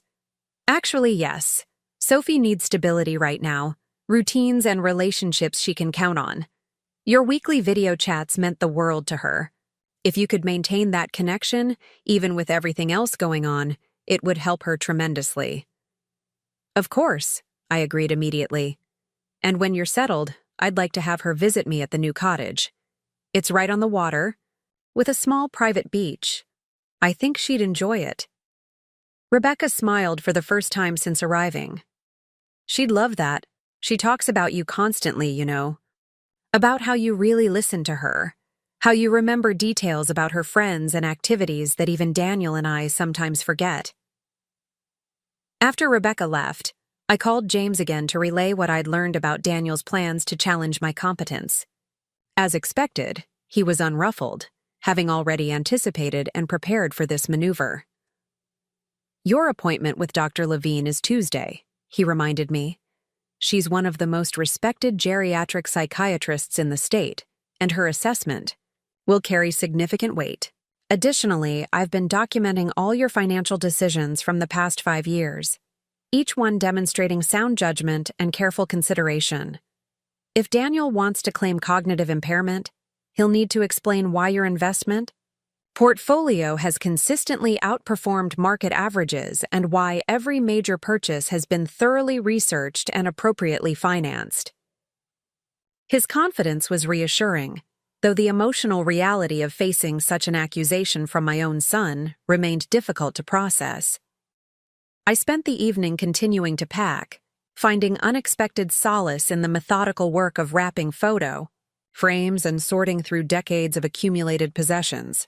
The next morning brought unexpected news via a phone call from Emily. Mom? Her voice sounded different, hesitant, almost uncertain. Do you have a few minutes to talk? Of course, I replied, setting aside the box I'd been labeling.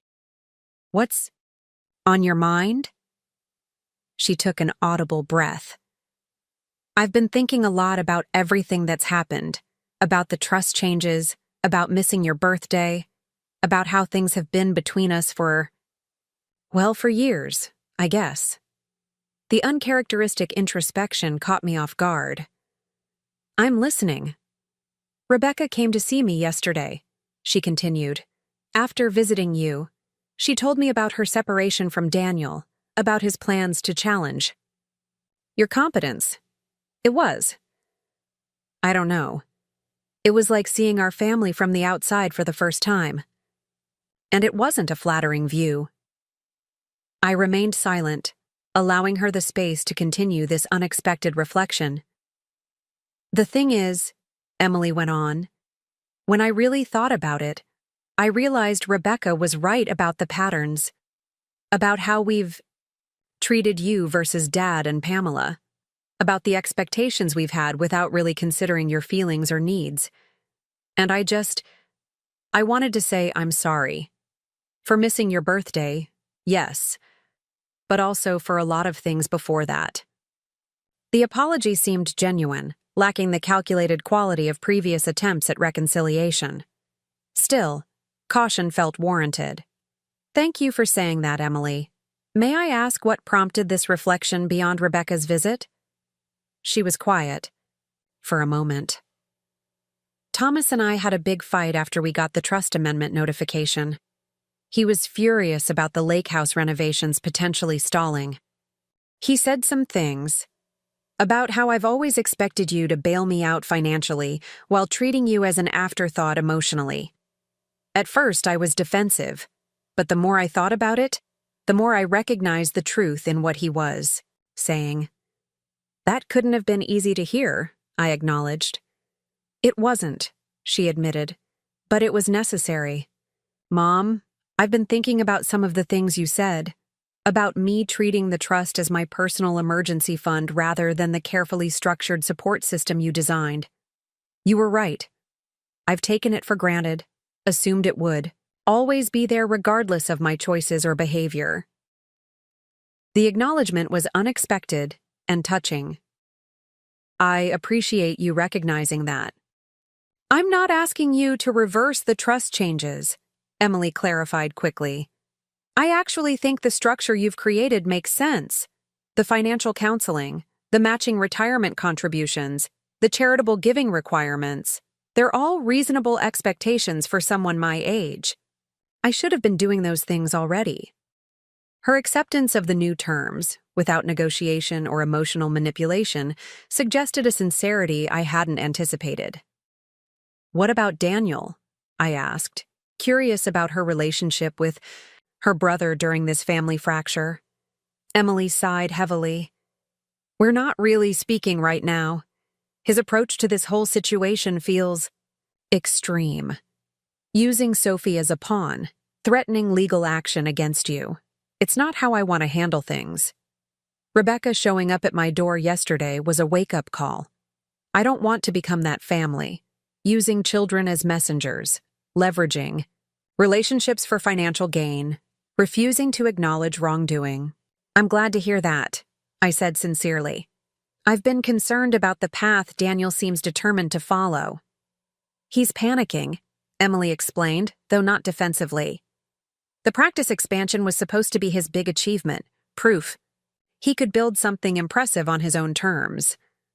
Now it's falling apart, and rather than scaling back or finding alternative funding, he's fixated on getting the trust distributions reinstated by any means necessary. Including declaring me incompetent, I noted. Which is absurd, Emily said firmly. You're the most financially savvy person I know. You've managed these trusts for 30 years without a single misstep. The fact that he would even consider that approach shows how desperate and irrational he's become. The clear-eyed assessment of her brother's behavior, without excuses or minimization, represented a significant shift in Emily's perspective. For years, she and Daniel had presented a united front in family matters, particularly regarding their relationship with Robert and Pamela. This separation indicated a maturity I hadn't been certain she possessed. What happens now? I asked. genuinely curious about her vision for our path forward. "I'd like to try again," she said simply. Not by pretending nothing happened or expecting everything to immediately return to normal, but by acknowledging the patterns that got us here and working to establish healthier ones moving forward. "I'd like that too," I admitted, "though rebuilding trust will take time." "I know," Emily agreed, "and I'm prepared for that. I've already started meeting the conditions in the trust amendments.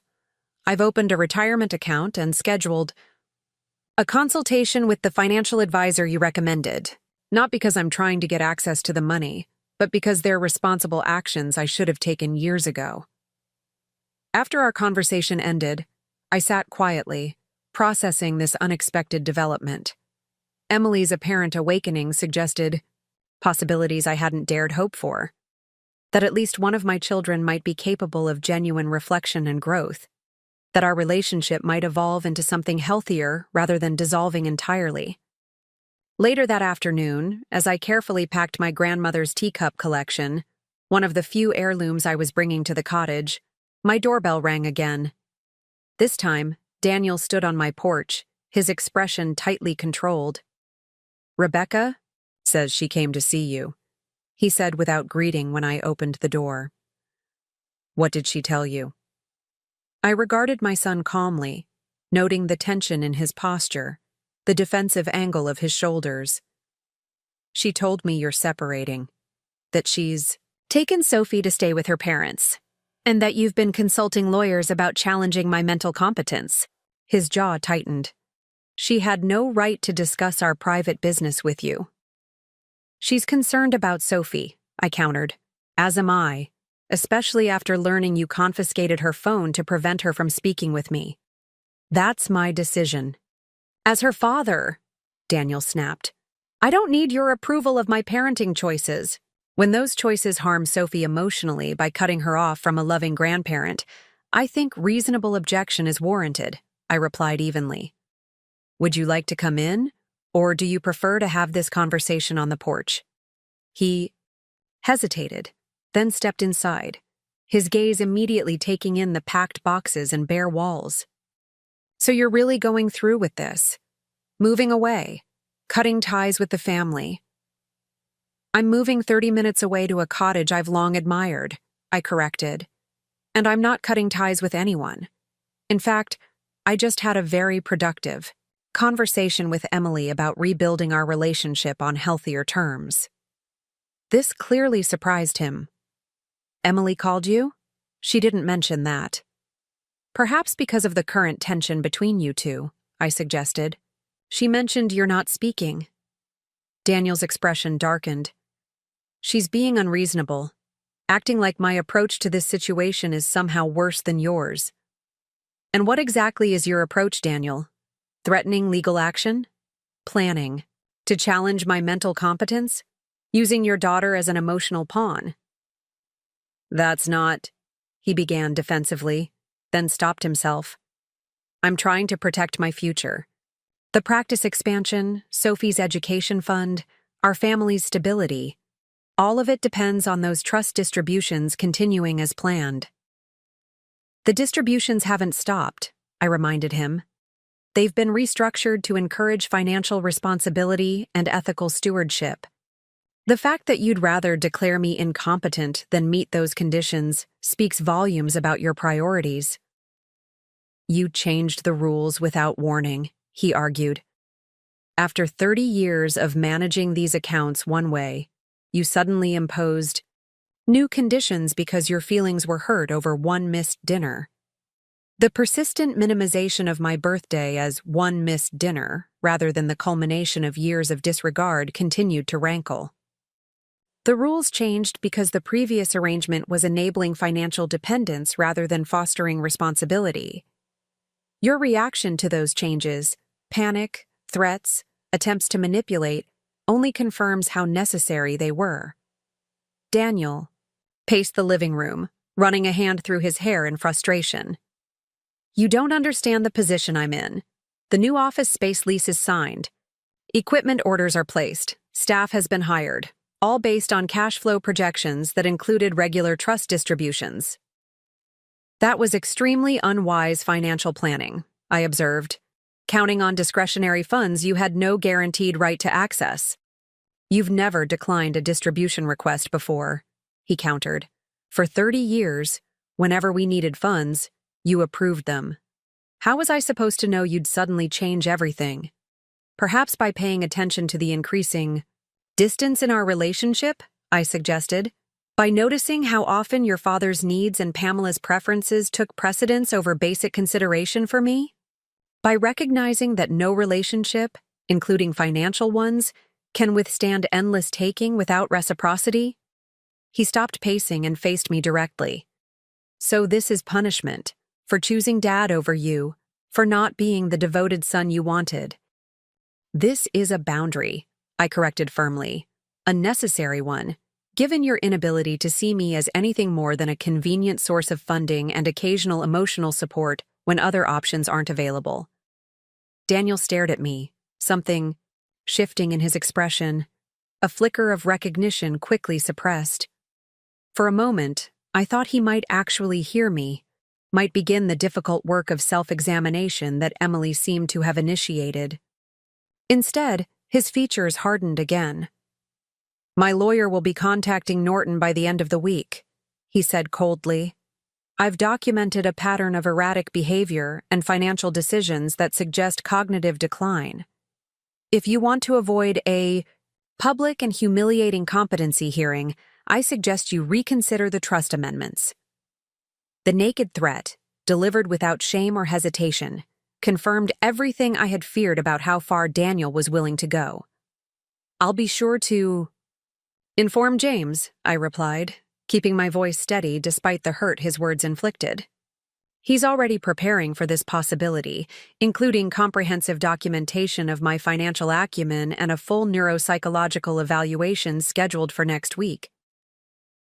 A flicker of uncertainty crossed Daniel's face, quickly masked. This could all be avoided if you'd just be reasonable. I am being reasonable, I assured him.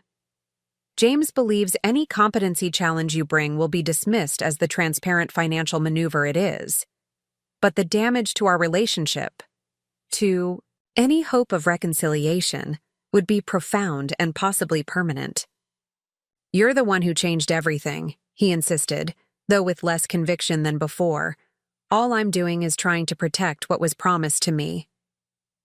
Nothing was promised unconditionally, I reminded him gently. And threats won't change that reality. After Daniel left, I found myself unexpectedly calm despite the escalation his visit represented. The contrast between my conversations with Emily and Daniel couldn't have been more stark. One child beginning the difficult work of self-reflection and accountability, the other doubling down on entitlement and manipulation. The divergent paths reminded me that setting boundaries often revealed people's true character, separating those capable of growth from those committed to maintaining unhealthy dynamics at any cost. That evening, as I carefully wrapped the last of my grandmother's teacups, my phone chimed with a text from an unfamiliar number. Mrs. Reynolds, this is Thomas. Thank you for speaking with Emily today. It meant more to her than she could express. She's started looking into volunteer opportunities with domestic violence survivors. Says she wants to contribute meaningfully to causes that matter. I think some good may come from all this difficulty. The message offered unexpected hope, a small green shoot emerging from what had seemed like scorched earth. Whatever challenges lay ahead with Daniel, including the threatened competency hearing, at least one relationship appeared to be evolving toward health rather than dissolving into permanent estrangement. I placed the final wrapped teacup in its protective box and sealed it for transport to the cottage, my grandmother's legacy, carefully preserved through decades of my own turbulent life journey, soon to grace the shelves of my new home. Like those delicate porcelain vessels, some family bonds could survive profound disruption if handled with sufficient care. Others, perhaps, were already too fractured for repair. The next morning brought news that the Riverside cottage renovations were complete nearly a week ahead of schedule.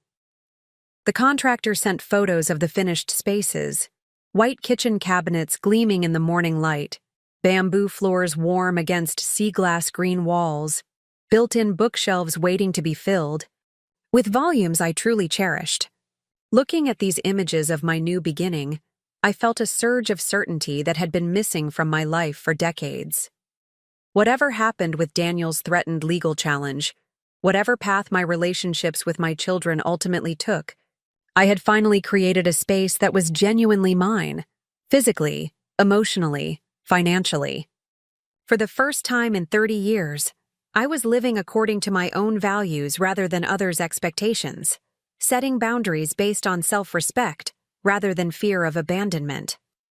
The road ahead would undoubtedly hold further challenges. Daniel's determination to regain financial control by any means necessary wouldn't simply evaporate.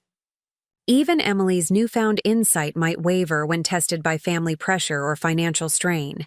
Rebuilding trust would require sustained effort from all parties, with no guarantee of success. Yet, as I confirmed my moving date with the Riverside cottage property manager, I felt a profound peace that transcended these uncertainties. I had spent decades being the person everyone needed me to be. Reliable support, unfailing resource, emotional safety net. Now, at 65, I was finally becoming the person I wanted to be. Authentic, boundaried, true to my own needs and values. Whatever happened next, that transformation was already complete, and no legal maneuver, family pressure, or emotional manipulation could take it away from me. Moving day arrived with unexpected clarity, a rare October morning when the Pacific Northwest shed its typical gray shroud for brilliant sunshine. I stood in my empty townhouse, sunlight illuminating the faint outlines on walls where family photos had once hung. My phone rang as I did a final walkthrough. James, with news I had been expecting. "Daniel filed the competency challenge this morning," he said. "But Dr. Levine's evaluation came back exemplary. Cognitive function in this eye. 95th percentile for your age group. The case has no merit." Despite my preparation, the reality of my son questioning my mental capacity sent a wave of hurt through me. He actually went through with it.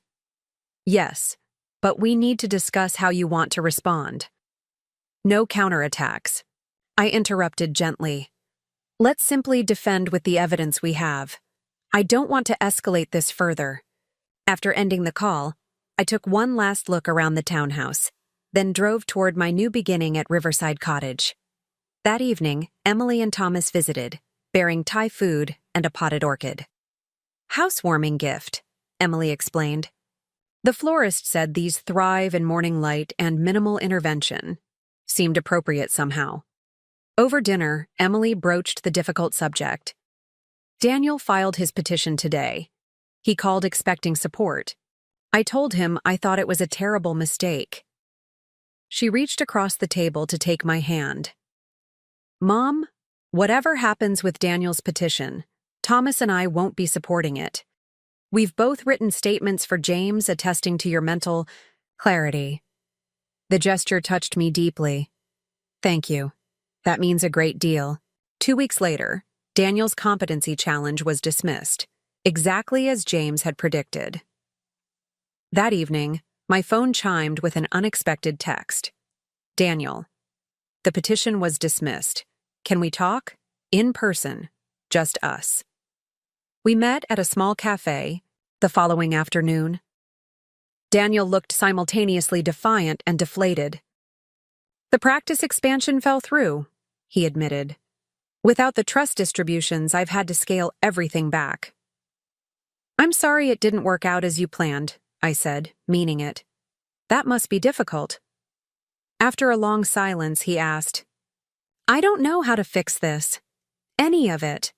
The practice, the separation from Rebecca, the damage with you. It all feels insurmountable."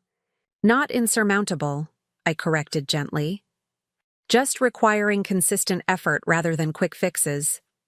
The trust conditions, the ones I fought against, they're actually designed to encourage exactly those things, aren't they?" he asked, thoughtfully. Yes, I confirmed. They weren't punitive. They were intended to foster responsibility and accountability. Daniel nodded slowly. If I started meeting those conditions, genuinely working toward those benchmarks, would you be open to rebuilding our relationship? I would welcome that, I told him sincerely. The trust conditions were never about cutting ties. They were about establishing healthier patterns for moving forward together. That evening, I sat on my deck watching the falls. At 65, I had finally learned what had eluded me for decades. That true wealth lay not in financial security alone, but in the courage to honor one's own worth. The river had found its true course at last, and this time, nothing would divert it from its path. Up next, you've got 2 more standout stories right on your screen. If this one hit the mark, you won't want to pass these up. Just click and check them out.